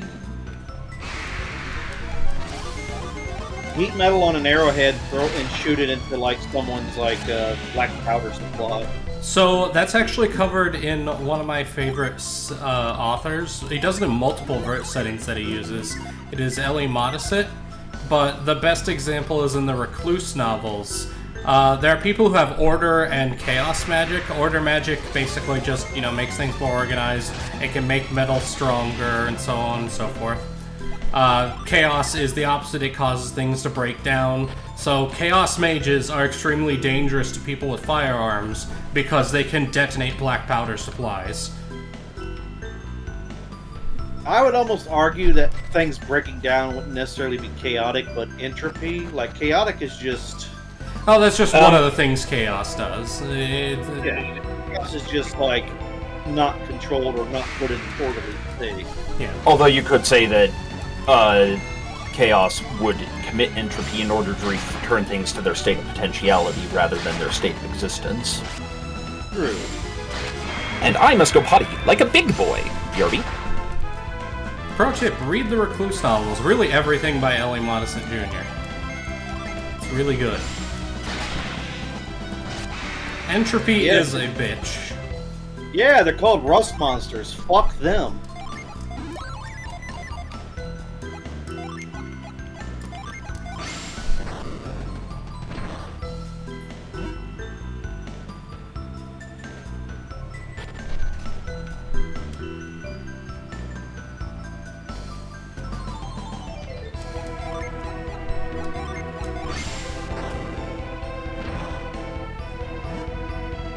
This is excellent design, by the way, because if you're not paying attention, you think, oh, the one between the two spots here is the one I'm supposed to break, because that's the one that's kind of highlighted by the visual design of the room. But it's not the one you want to break. It's actually the one that is going to cause you to have to backtrack. Do they got 2 rat monsters? There are many rat monsters. To be fair, one of them is like a big squirrel, rather than a rat. I have obtained a hard nut. I was gonna say, stop picking on Whacker. I'm like, hold on a minute.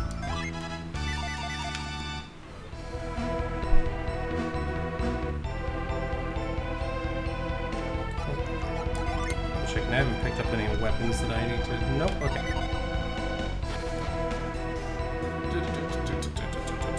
I really should have gone to a town and sorted out my inventory before doing this dungeon, but meh. I don't think there's enough loot in this tower that I'll really have to worry.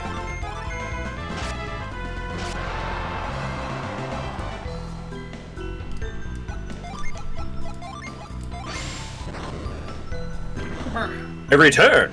Welcome back, Storm. To be honest, I think one of my favorite, like, it's not even an element, but like, quote unquote magic type is just pure telekinesis. Yeah. That falls under kinetic force in my magic system, which is part of the forces section. Sensible. I mean, it's, you know, kinetic force is a very utilitarian and other nice word used. Ballistic. Like, you could do a lot with it. Yeah. It's got a lot of uses that are variable but effective and efficient.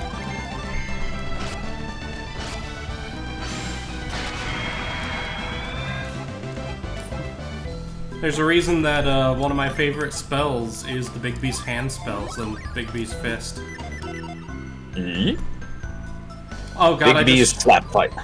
I just remembered the one wizard story of the guy who is like Mr. Hands, and all his stuff is Big B's hand spells.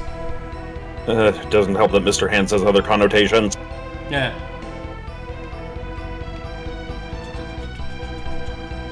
Yes, that's the master plan.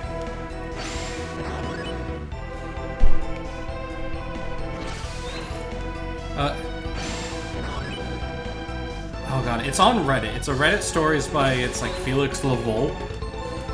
And it's like Gay Gandalf starts the YMCA. Storm song, should we tell him? What did you do? No, it's just that YMCA is a Christian organization. No, I was gonna tell him. You know about Ian McCullen, right? Oh, okay. Yeah. That too. Well, I think that's where the whole Gay Gandalf thing comes from. In this case, it's a very flamboyant. It's basically he was angry at the party, and the whole party decided we're gonna make all evil characters. And yeah, he did some shit with this wizard. They eventually allied with a succubus, and when it came time to betray her, he Big B's crushing hand her and then drowned her in the pool. Sensible. Desirable, even. All his fucking stories are great, though. There's one where he decides to play a bard, and he kicks in the door in, like, IRL, comes in with bagpipes and the full getup with the, kilt.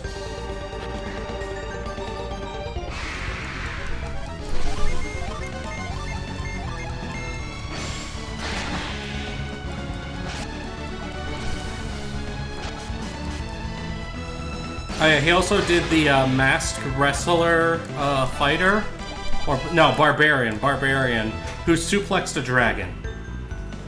Also acceptable.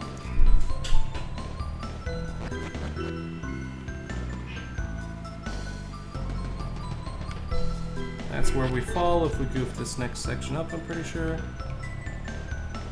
Oh no, we can't go that. Oh wait. Aha!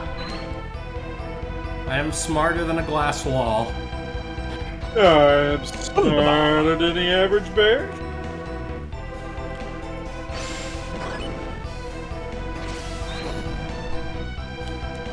Clunk.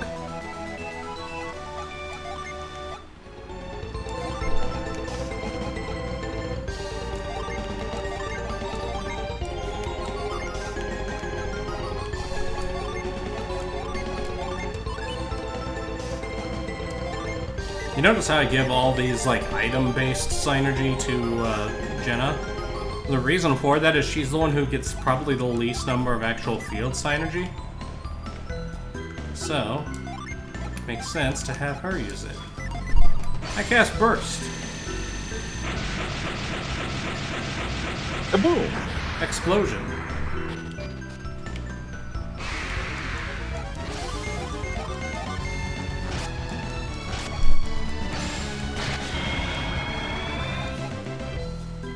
And I actually think I don't need to go... Yeah, because all the loot stuff is down at the bottom. I cast Retreat.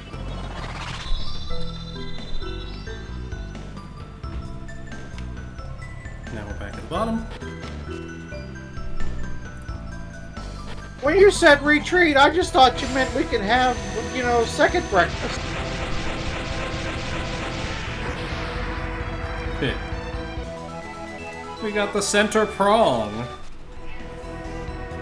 But a prong of what, you might ask? You'll find Well, unfortunately, gentlemen, I do have to get heading to work here, so I'm going to wish you all adieu. Have a beautiful The time, rest of you, Storm. and the rest of you have a good stream.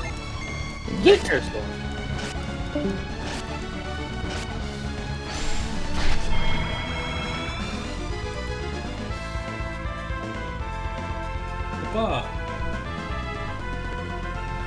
Also, hello again, Digiman. My chat, I just refreshed my chat.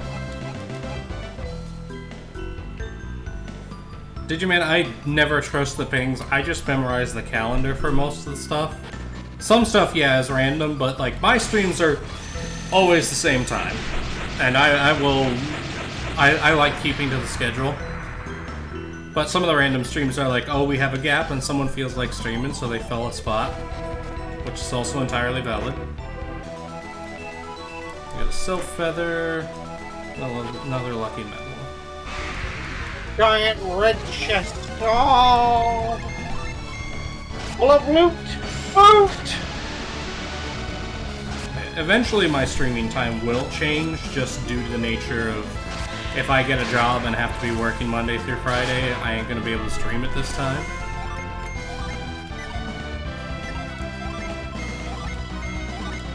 Or correction, when I get a job. And because of the field I work in, it's going to be Monday through Friday. The only reason previously that I didn't have that problem is because I was working 4/10s and so was able to take Thursdays off.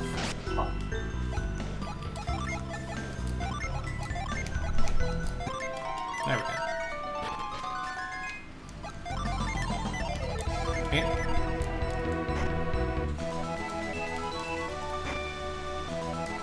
Lightning Sword.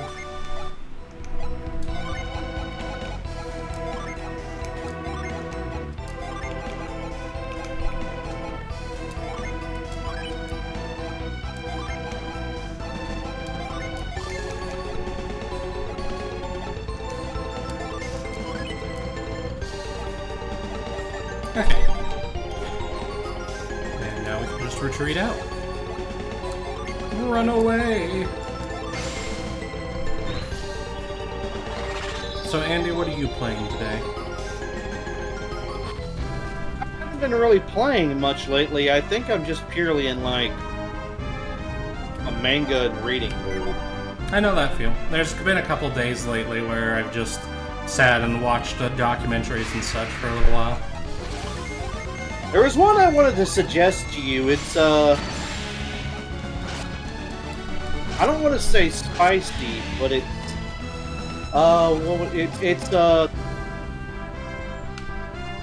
what was it called? It's like Harlequin romance, you know? Like, hint, hint. And it shows, but it doesn't show any like naughty bits. But like, I mean, my whole shtick for romance in any medium is, does the romance pay off? well, it's only like 9 or 12 chapters of the manhwa. Actually, it's princess marries enemy armored prince. That sounds super familiar. The princess, she's like. So, spoiler, this is one of those worlds where everybody gets a special ability. She's not really a princess, but she's like a noble daughter. Yeah. She's a princess type. Yeah. Turns out her special ability is poison. All of her bodily fluids are poison.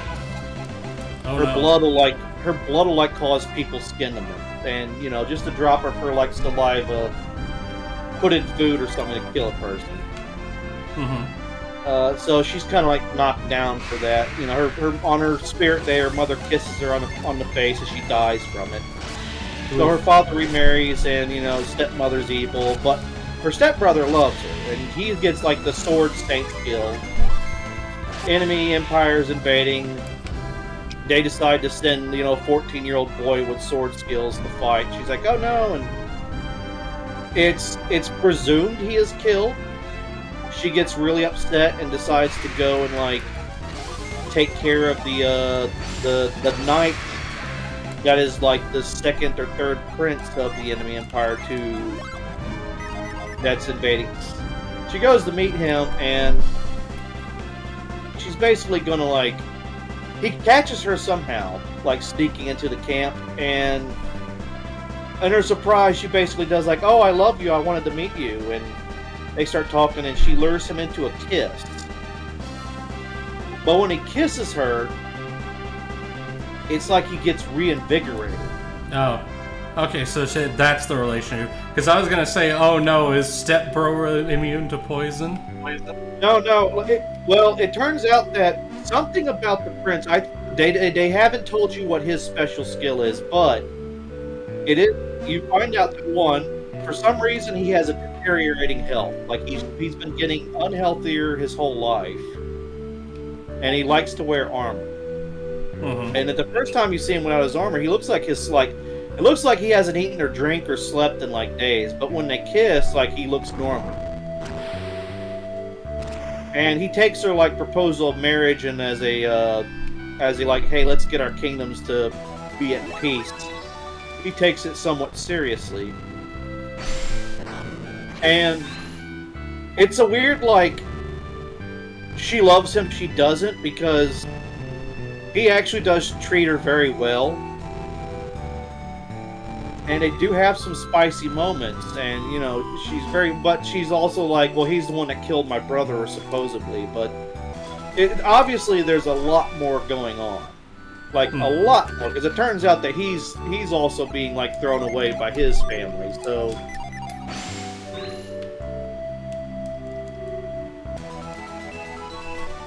There are very much times where people, like, say something about her, and he's like, do not speak that way about my wife. And she's like, oh, no one's ever stood up for me before. But she also has her, like, you better shut your ass about my husband. That's always nice. And also, Digiman, yes, I have heard about Spaceballs 2 being a thing. I haven't checked it out myself yet, though. Because... When I say spicy, it's like, I would say it's Harlequin romance. It's like, he might be a little rougher than he needs to be, and she's like, oh, They don't show anything, but you get clear pictures, right? Yeah.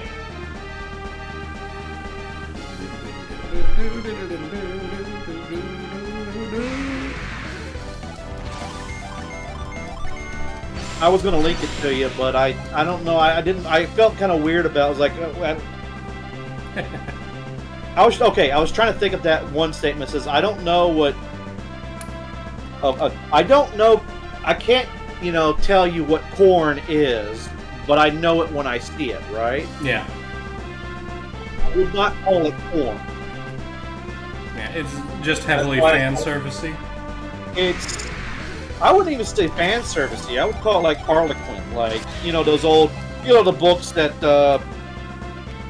widows and divorcees and like young maidens that haven't married like to read. That's like oh my, Yes, innuendo. Like they're pictures, but they don't show anything obscene. It's like you get a clear message without the bad stuff or the naughty stuff. It's very romantic. So did you, man? I'll be honest, I never really cared for Spaceballs. Their pun game was weak.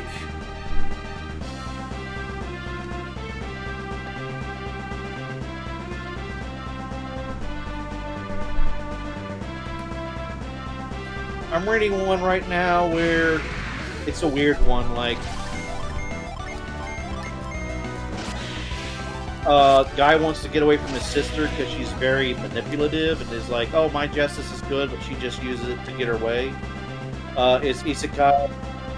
Her sister and her two friends are the heroes, but he's kind of like the, oh, well, you weren't meant to come up, but we'll just give you some power so that you can survive. Mm-hmm. That whole wish fulfillment genre. That genre is really hard to make work. He's in my opinion. He's not at all a villain. He's not at all a villain. He just doesn't.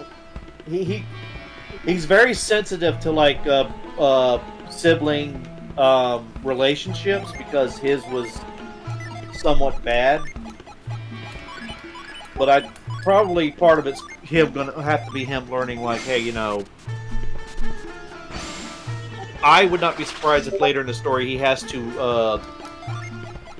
encounter his sister and finally put her in his place, or not put her in her place, but be like, hey, you've been an asshole this whole time, and we need to reconcile. Yeah. The strongest class class is always farmer. farmer. Yeah. You want to eat, don't you, son? The strongest class is always whoever gets the item creation ability.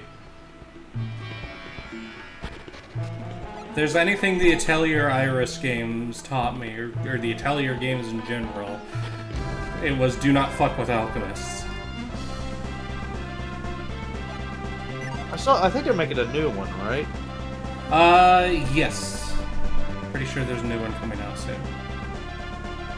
I need to replay the Atelier games. I have, like, Atelier Iris 1, 2, and 3. Took me forever to find copies of them. They're not common games.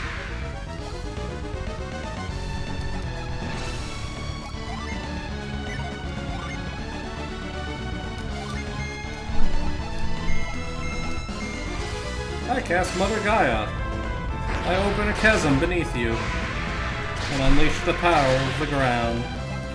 I was reading one where a guy was reincarnated and he's like third son of a noble, gets some technically bad property, but with, modern knowledge is able to cultivate it and, turn it to and surprise everybody, because even though technically he's like 15 or so, he's like basically like a 45-year-old man in a 15-year-old boy's body, so he's got that, extra knowledge and wisdom and such. Yeah. I need to pull up what I've been watching lately.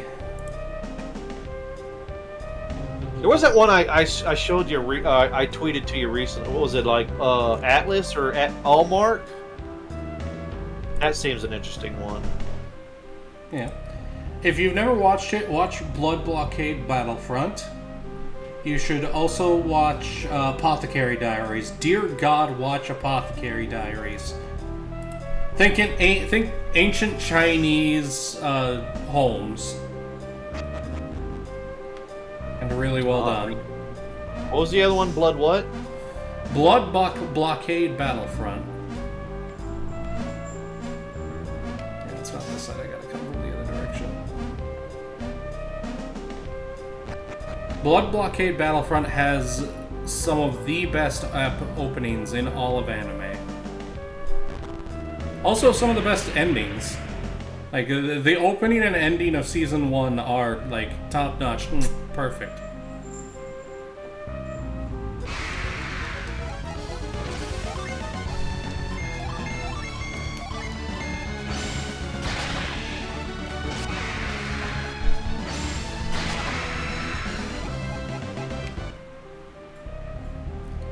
Alchemists are really hard to balance in tabletop RPGs, because you have to balance them between being useful and being massively overpowered.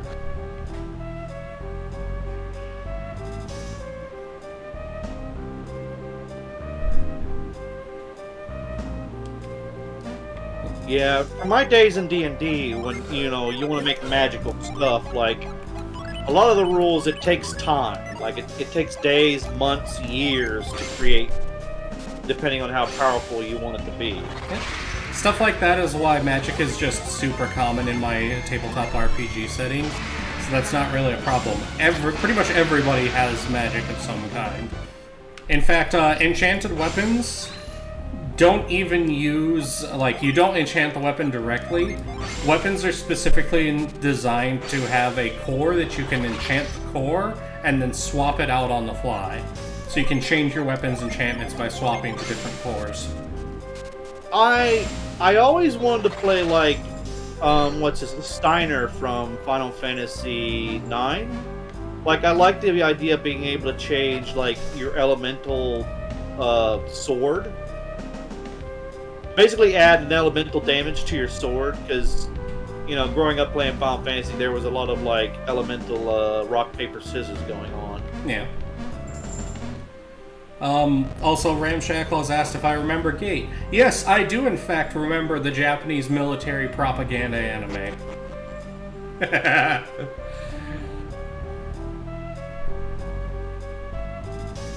For those who don't know, the anime Gate, the author has been, gotten some flack for his views on the Japanese remilitarizing, and, oh, Japanese military is best military. Like, he straight up wrote that the JSDF taking down SEALs. No. No.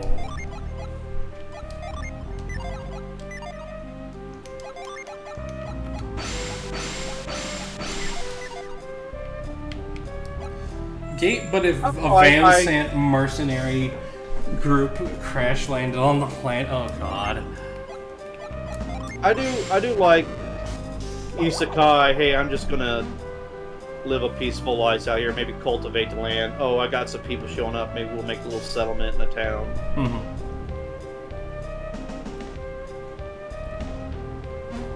There is value in that sort of media. Unfortunately, it's not super popular. It deserves to be more popular. I'm not one much to care about what's popular and what's not. The reason why I care about what's popular and what's not is that's how I know what will likely get made and get more media. Like, my favorite manhwa is Vagrant Soldier Ares, and I'm pretty sure it will never get an anime. Despite the fact that its anime would be goddamn amazing if given the right production. I mean, sometimes that might be for the best, because, you know, they could screw it up and or do it different enough to where it's like, it doesn't feel the same, you know. But I still have the original material, and at least they tried. I mean, I usually just say, like, from my experience, like, when an IP becomes old enough and popular enough, it almost stops being what it used to be. You know, it's. I mean, yeah, that's just the creep of time, which affects everything. Yeah, but it's not just the creep of time; it's the creep of, like, outer influence that changes the flavor of the soup. You know what I mean? I mean, just look at what happened to Harry Potter. Yeah, and Star Wars and The Simpsons and everything else, you know. Stuff changes over time. And yeah, the longer something goes on, the better chance there is that someone's gonna goof it up. That is just unfortunately the reality of the thing.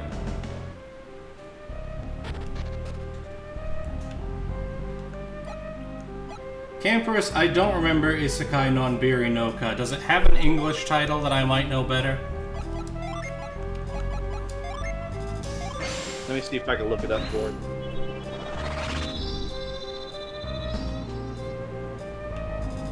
I mean, the best isekai is easily Konosuba. And I just outed what kind of weeb I am to a whole bunch of people. So you said it. So, okay, farming life in another world. I think I know what you're talking about. Yeah, no, I've heard of that. Okay, that's the one where like the guy just basically gets, like he gets a vampire wife and then an angel wife. Like everybody's like, I want your baby. Yes, the waifu. I know, I'm oversimplifying it. That's the joke. Yeah. He throws the hoe at a dragon and almost kills it. It's like, oh shit.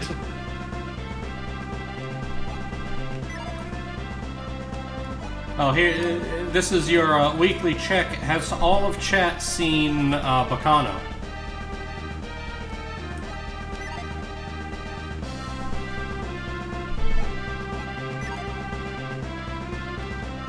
Ramshackle, I'm gonna pretend I didn't read that.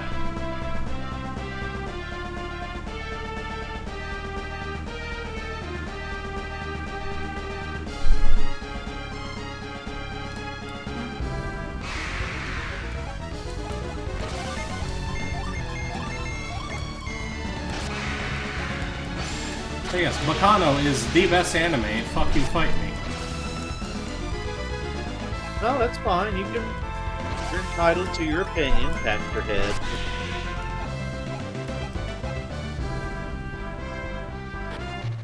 If there wasn't anyone who knew what was wrong, how would we know what's right? The best anime is Bacano. Baccano. Have you ever watched Eyeshield 21? I am aware of Ice Shield 21, but I have never watched it. It's pretty good. It's made by the same guy that did Kenichi. Or Lady. I do enjoy Kenichi. Yeah. Furinji Human Shuriken! It's almost Kenichi football. American football, but not quite. But almost. There is no whacker here, unfortunately. That is Andy. Andy, you got There is mistaken no for whacker. What did I do? My laugh? I have no idea.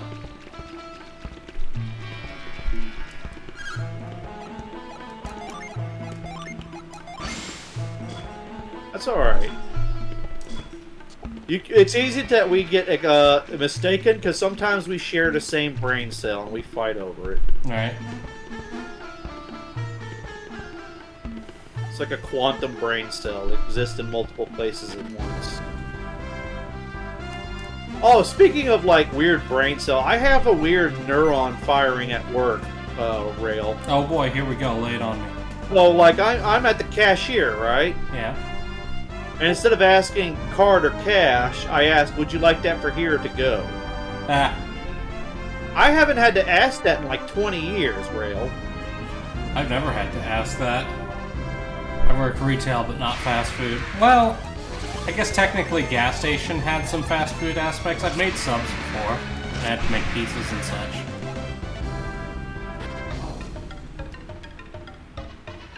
Okay, now inventory organization time. Truly the greatest gameplay.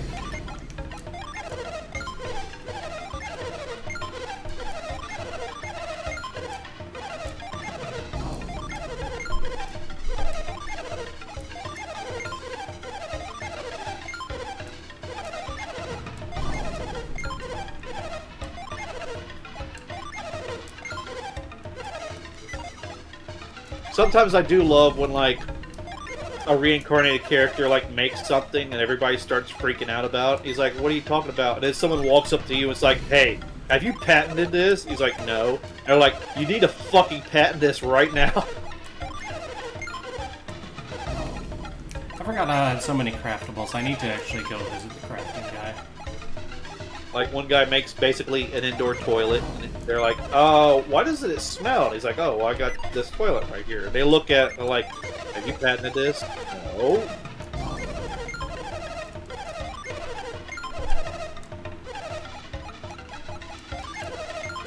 Of course, I like to think that way, but I'm pretty sure it's more like, Hitchhiker's Guide to the Galaxy. Like,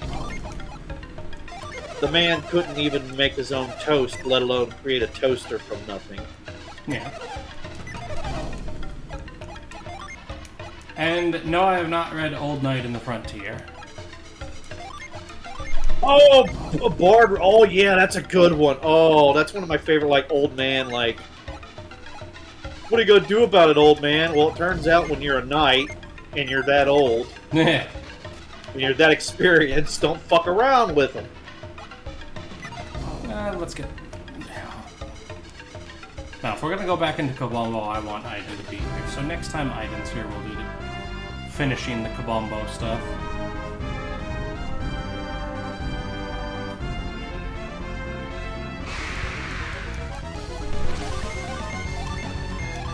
I mean, if you want S-tier art, seriously, check out Vagrant Soldier Ares.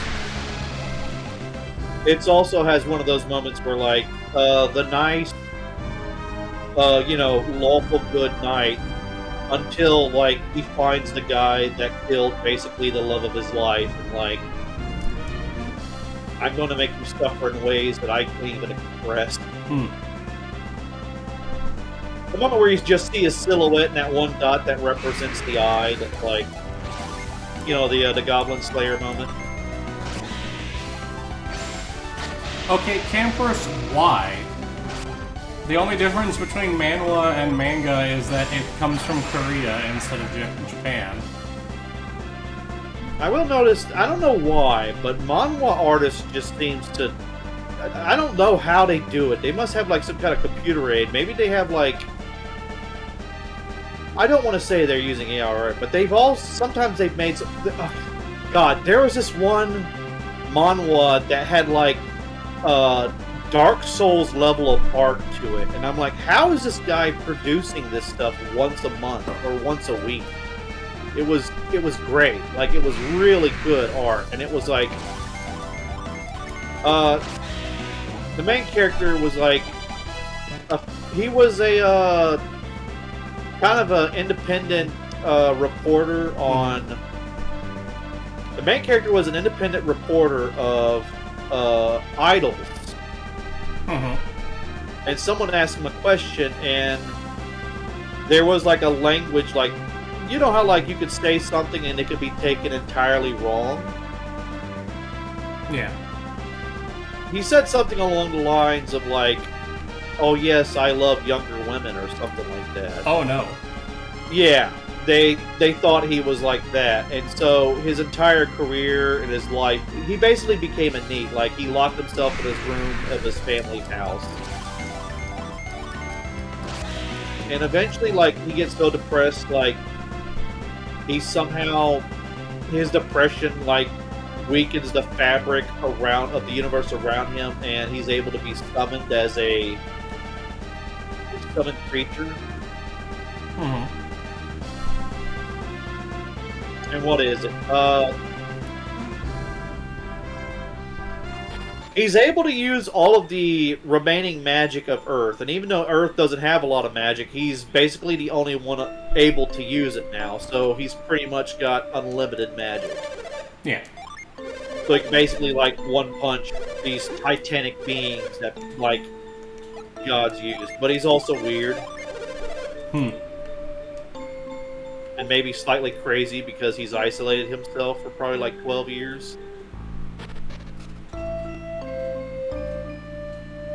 And he's almost always barefoot, because it's like, usually he's like just in his pajama pants, like sweatpants and a t-shirt. But the art style is just, goodness gracious, it's like really out there.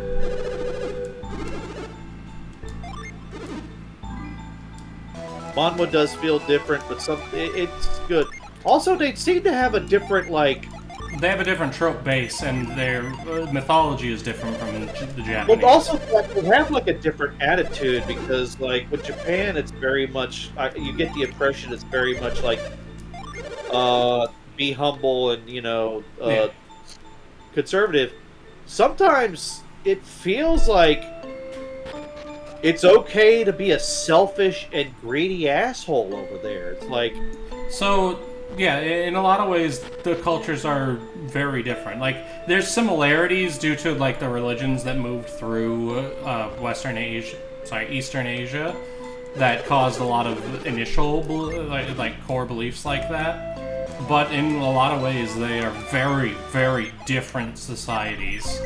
I will also say that I'm not trying to make any bereavement or defamation of the South Korean culture. That's not what I meant. It's just sometimes, like, the main characters have, like, almost polar opposites, where the main character is very humble and, like,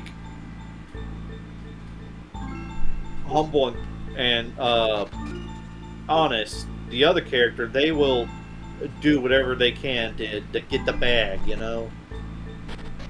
And they're almost proud of it, you know? Yeah.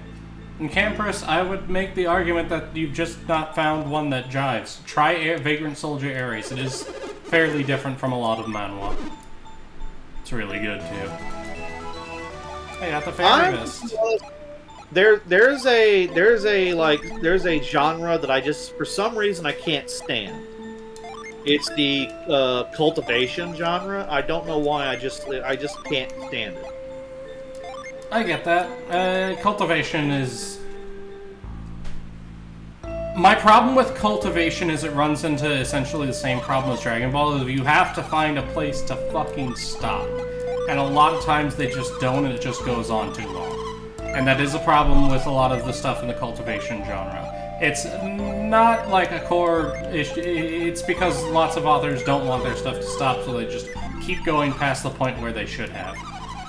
There's another problem with manhwa, and this is like, I think this is because manhwa is relatively new compared to manga. There's often a lot more bad translated manhwa. That is also a problem. Getting good translations can be really hard at times. Camperus. I have possibly a good suggestion for a manhwa for you. Moonlight Sculptor. Oh god, Moonlight Sculptor. Oh no. Oh, you don't Fox, like it? No, Fox was a big fan of Moonlight Sculptor for a while. I haven't read it in a long time. Huh? What was the last thing? Oh, Fox says only read the novel. Don't read the manhwa. Oh, I was reading the manhwa. The last part I left off was either... Apparently the manhwa skips a lot, and that's a problem. Oh. Oh no. I was reading the novel for, hey, I'm a spider, what are you going to do about it? Oh yeah, hey, I'm a spider, so what? And I stopped reading when she started just butchering a bunch of human adventures. And I was like, oh, I don't like this. Yeah. I mean, it's still better than, God dang it, what is the name of that? It actually got an anime recently. The spider one? Yeah. No, it's where he's a goblin. Oh, geez, which one is that? Re-Monster. Do not watch Re-Monster. For the love of God, do not watch or read Re-Monster for your own sanity. Oh, is that the one where he starts out as a goblin and he evolves upward? Yes, and he evolves. I've read a bit of that. It wasn't that I wasn't interested. It's just one of those things that just didn't... Here's the thing about when I read stuff, like, you get to a point and you're like, oh, well, I'll wait for the next update. And sometimes it either doesn't ever update, or sometimes you kind of forget about it and you don't go through it. Like, matter of fact, I need to remember to go back to, what is it, Moonlight Adventure, the one where the guy's an archer. Yeah, I've watched the anime for that, and I actually really enjoy that. And Camperus, with Ares, it is a little bit of a slow burn at the beginning. There's a lot of payoff, though, and eventually it gets really, really good. Moonlight Sculptor, what was it that I liked about Moonlight Sculptor? Okay, this one I need to have sand. I'll say it doesn't have... You definitely don't have to worry about the trope of, like, you know, the girl that just follows him everywhere. He's almost always by himself, and he rarely has, like, people following him or something like that. It's almost,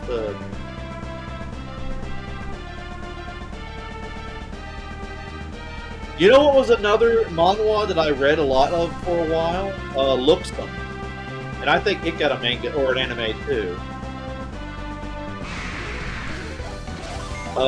Chubby, ugly, fat guy somehow wakes up in the body of like hot Korean, South Korean boy, and like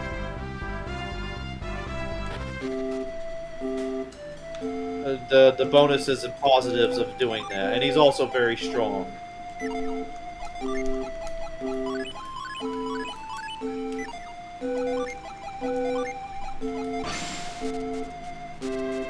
Another, I don't want to call it a problem, but another thing with manhwa is, I don't know how to explain it, but like, what would be 12 or 20 chapters for a manga would be like 52 or 230 chapters to a manhwa. To be fair, I think that might be a lot of manhwa is adapted from light novels. That, and I think it's just because their art style is bigger. Like, they don't do...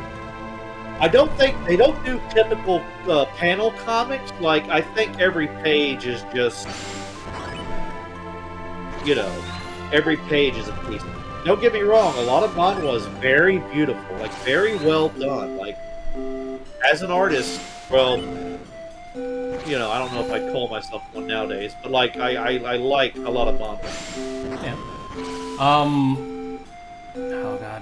When I think of like beautiful art, I know the big one that Fox suggests to people is Rand and the Grey World. Oh, okay, I know what I goofed up. Okay. There was that one I suggest. I haven't read it or even looked at it, but it was like, it was a guy did a video essay on like why magic can be horrifying, and it was, what was it called, the witch hat. Witch Hat Atelier? I'm so hyped that's getting an anime. I haven't read or watched it, but I saw the video of it. I'm like, the art style is very good. Oh, like, the art is amazing. You need to read. The poses that he puts the characters in are very, like... I don't know how to explain it, but it's very unique compared to just, like, most stuff that's, like, pumped out. In Camper Snow, I have not read Kingdom. That sounds familiar, but... So I tend to not enjoy as much Chinese stuff because it has to be a real interesting take on their tropes, because a lot of their tropes I'm just kind of mad about. Like, not actively hate, but they don't, like, make me want to keep reading. I don't think we have learned to not only just translate words, but translate traditional sayings. Like, yeah. What was I remember I was watching one for a video game, and it's like, there was a saying something over there about pickles that, like, if you told it to us, we'd be like, what the hell does that mean? So they have to translate it to basically something that means the same thing, but not the same word. Like, someone said one of the oldest jokes in Samaria was, a blind dog walks into a bar and it says, huh, I can't see it, I guess I'll just open one. And I'm trying to, like, figure out how that's a joke. And, like, the best way I can say it's a joke is like, oh, I can't see it, so I'll open one and I guess I'll take a swig. But it's like... Yeah, well, that's... You got a cross combination of two things. One, you've got the language barrier and just some terms that don't really exist in another language. And two, you've got the cultural barrier where lots of stuff can be like references that don't make sense in another language because that culture just never has that situation. You know, I'm reading this one, and like one of the knights said like, my bad. And a part of me started like throwing a fit, like they wouldn't say that back then. But then another part of my brain said, the translator probably put that particular word to say like how he was saying almost like I'm sorry, but in a non-formal way. Because one thing I've been catching on to is like in Japanese culture there is a formal way of speaking, and then there's a like relaxed, like common way of speaking. Yeah. So I actually kind of dodged this somewhat with my RPG setting, because my RPG setting is actually post-apocalypse future. Basically, magic coming into the world cracked physics over its knee, and so a whole bunch of stuff that previously worked just doesn't work anymore because physics is different now. And then the setting also, the main setting of the RPG takes place on the east coast of the United States and the Appalachians. Yes. Actually, that's an interesting genre I've seen coming up. It's not isekai. It's basically like magic and monsters come to the world. Basically, it's like dungeons pop up around the world, and people that go into dungeons can get magical abilities and start like leveling up. For some reason, like guns and such don't work on the monsters, you know? Yeah.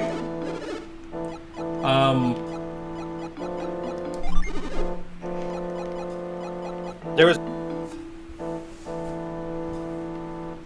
and Silicon Soul pointed out contextual versus literal translation.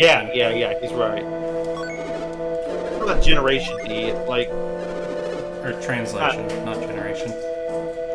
no, I was talking about the name of the main guy. I have to look it up. But, I don't know. Modern day dungeon diving. It sounds very appealing, and I think it is because I don't know. It feels, as someone who has been in the whole I don't know what to do with my life. It's like, well, no dungeon diving. It's like, I don't know. It feels appealing. Like, yeah, I can just, which not at all would in real life be like. Yeah, no, it would be a bad time. Double check. Yes. Silver West. How much of a buff is it? That's not enough for the Ixion mail. I think it is funny sometimes where a guy's like, oh, I just want to cook, or oh, I just want to I want to do something simple and slow. And because the gods kind of overpowered him a little bit, it's like, I made this potion from scratch. Here you go. And he walks away. The person drinks. It's like, oh, I got 20 to all stats. Oh my god. I mean, there's a lot of people who would just, they kind of want things to be simpler in their life. Look at how popular Stardew Valley is. Well, there's a lot of manga where it's like, you're reincarnated. We'll give you whatever powers you want. I want to farm. Okay. We kind of need you to fight the demon. I want to farm. Well, fuck. Well, I think that's why they introduced the uh-oh, you got summoned along with the hero. What are we gonna do with you? I'll go farm. Yeah. Okay. Here's some gold and some land. Go fuck off. Well, a lot of it's also like playing against the tropes of it allows your summoned character to not be the hero archetype or archetype. It also might be I have power, but I don't have as much responsibility. You know? It's so the actual Rale character, not my pseudonym or whatever, but the actual Rale character, a lot of his stories are along the lines of he has so much power that literally no one can stop him if he wants to do something, and what that does to a person's morality. And a lot of that being, he chooses to have his own morals and follow them rigidly.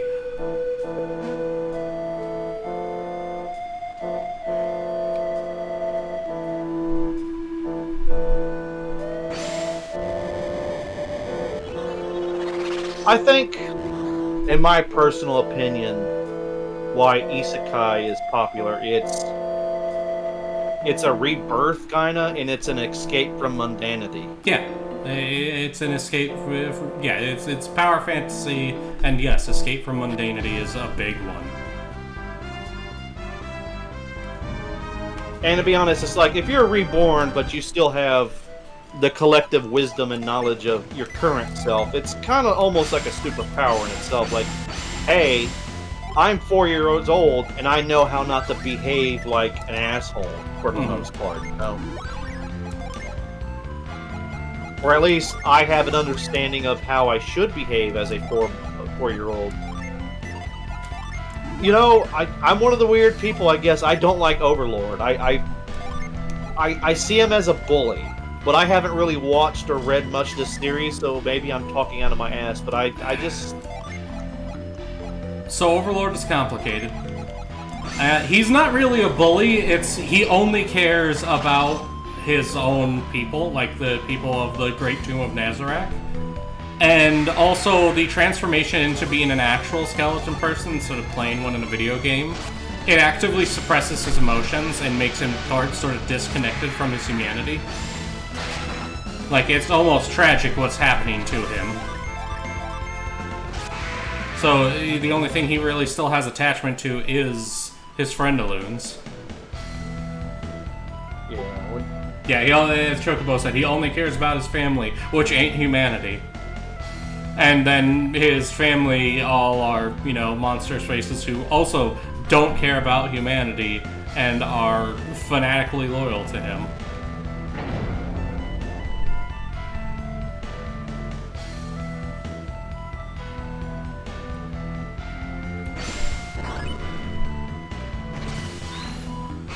I do like Overlord. I'm of the opinion it's an interesting take on the isekai genre. Oh yeah. I was very pleased when I don't remember if it's the most recent season or not, but the season where he kills the adventurers who try to invade the tome, even though, people have grown attached to them, they're good people, and he still downright murders them just because they dared. And people are like surprised he's doing evil shit, and it's like, did you forget who this guy is, people? Like, he is not heroic. I mean, he's not even an anti-hero. At best, he's probably an anti-villain, in that he's not, like, actively trying to be a dick to people. Like, he does bad things for taking care of his folks. Yeah, Home Invaders are fair game. He plays by Texas rules. I mean, yeah, I can understand. I don't know. And it's not going to be for everyone's taste. Nothing is going to be 100%. Everybody's going to love this. I would like to also say that I am in no way saying that my tastes are superior or inferior to anyone else's, and that anyone that has a different opinion to me is wrong. I never want to be the person to say that. I'm just thinking I have a different opinion. Yeah. Even admit that my taste and opinion might be quote unquote wrong or juxtaposition different to others. I very much come from the school of everybody has shit taste. Okay, Stan. And that includes me. I am including myself in this statement. I have shit taste. You've all heard me talk about Star Wars. I also just don't have the patience to argue with people about, like, not whether they're right or wrong, but just, hey, maybe you're a little too passionate about this discussion right now. Yeah. I mean, people are perfectly allowed not to like things that I like. The only exception to this being Bacano. Go watch it, goddammit. But I'm not interested in, like, 18 or 1600 European stuff. My usual shtick is not that I'm trying to convince someone, oh, this is good, per se. I'm trying to convince people, this is why you should enjoy this. Enjoyment is entirely separate from something being good. I've talked about this before, but in general, I rank things on a scale. When I think about media, I think about it on a scale of negative or positive, and then 1 to 10.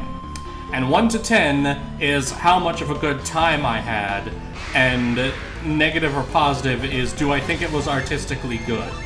Jello Apocalypse uses a similar system. He did a whole video on it if you want a deeper in-depth of how to think about that. But in general, something that's negative 10 is just as enjoyable as something that's positive 10, but it's garbage. I'm aware it's garbage, and I'm okay with that. Like, I know artistically it doesn't have any real value, but I'm still having fun. I've had times where I'm like, oh, I don't like this, I never want to get into it, and then later I'm like, oh man, I wish I'd gotten into this earlier. Yeah. Also, sometimes I'm worried about getting into more stuff because I'm like, oh god, I don't want to get excited for things anymore because then I become high energy and I start, spending hours doing it. And I stay up late and like read stuff and watch stuff and become curious. Oh yeah, getting I'm too invested old in for that something shit will anymore. fuck my wanna- sleep schedule. I don't want to like things anymore. It's too much trouble. Whacker. That was a joke. Yes. Did you? So Man, I would. the thing about that is, when we do the meetup, we do not spend a lot of time just watching shows. Oh yeah. I noticed that I started like falling out of like the new groove, like during when specifically Game of Thrones and Rick and Morty were like the big thing. I was like, I hate saying this phrase, I really do, but I don't care. I don't want to care. I don't want to dig into this. I don't want to, Yeah. I mean, you've got responsibilities and limited free time, so you've got to be a little bit more curative with the media that you consume, because sometimes stuff's not worth the energy you're going to put into it. Yeah, but sometimes I'm like reluctant because I feel like I'm falling out of the current like zeitgeist and culture that is. It's like sometimes when I'd hang out with my friends in our D&D session, and then after the session they'd start talking about Magic the Gathering, and I'm like, oh. And they're having the world of the time, laughing and talking about and making jokes and making funny statements, and I have no idea what this means, and I'm just sitting there like a literal wheel. My whole shtick with that is how I handle that is that there's a few things that like I'm deeply invested in, Bacano being a big one. There's a reason I keep bringing it up. And then I generally try to keep general wide knowledge of most other stuff. So like, I haven't read, for example, someone earlier mentioned Kingdom. I haven't read Kingdom. I'm aware Kingdom exists and that it's fairly popular and that it's long as hell. I hope we haven't been having like a negative discussion or something like that. I wouldn't say this is a negative discussion. Even with stuff feels like it can be downer at times, it is important to discuss media and how people interact with their media. Because this is an important thing to think about how you interact with your media so you can keep doing it in a way that you enjoy and keep that spark alive. You know what's a weird story I kind of want to see? I want to see a story where a guy is either reincarnated or wakes up in a sci-fi universe where basically sci-fi, like spaceships and stuff, something happened and the majority of people everyone that quote-unquote survived, their consciousness is locked into a machine of some sort, like a spaceship or a space station or something like. Like multiple people could be like in the systems of the space station, or someone is like they become like almost the AI or something of a space station. It's like some people could be locked inside of like the cleaning droid or a mining droid or something like that. It's like just this weird thing happens, and they have to start like they almost have to build like a weird new society.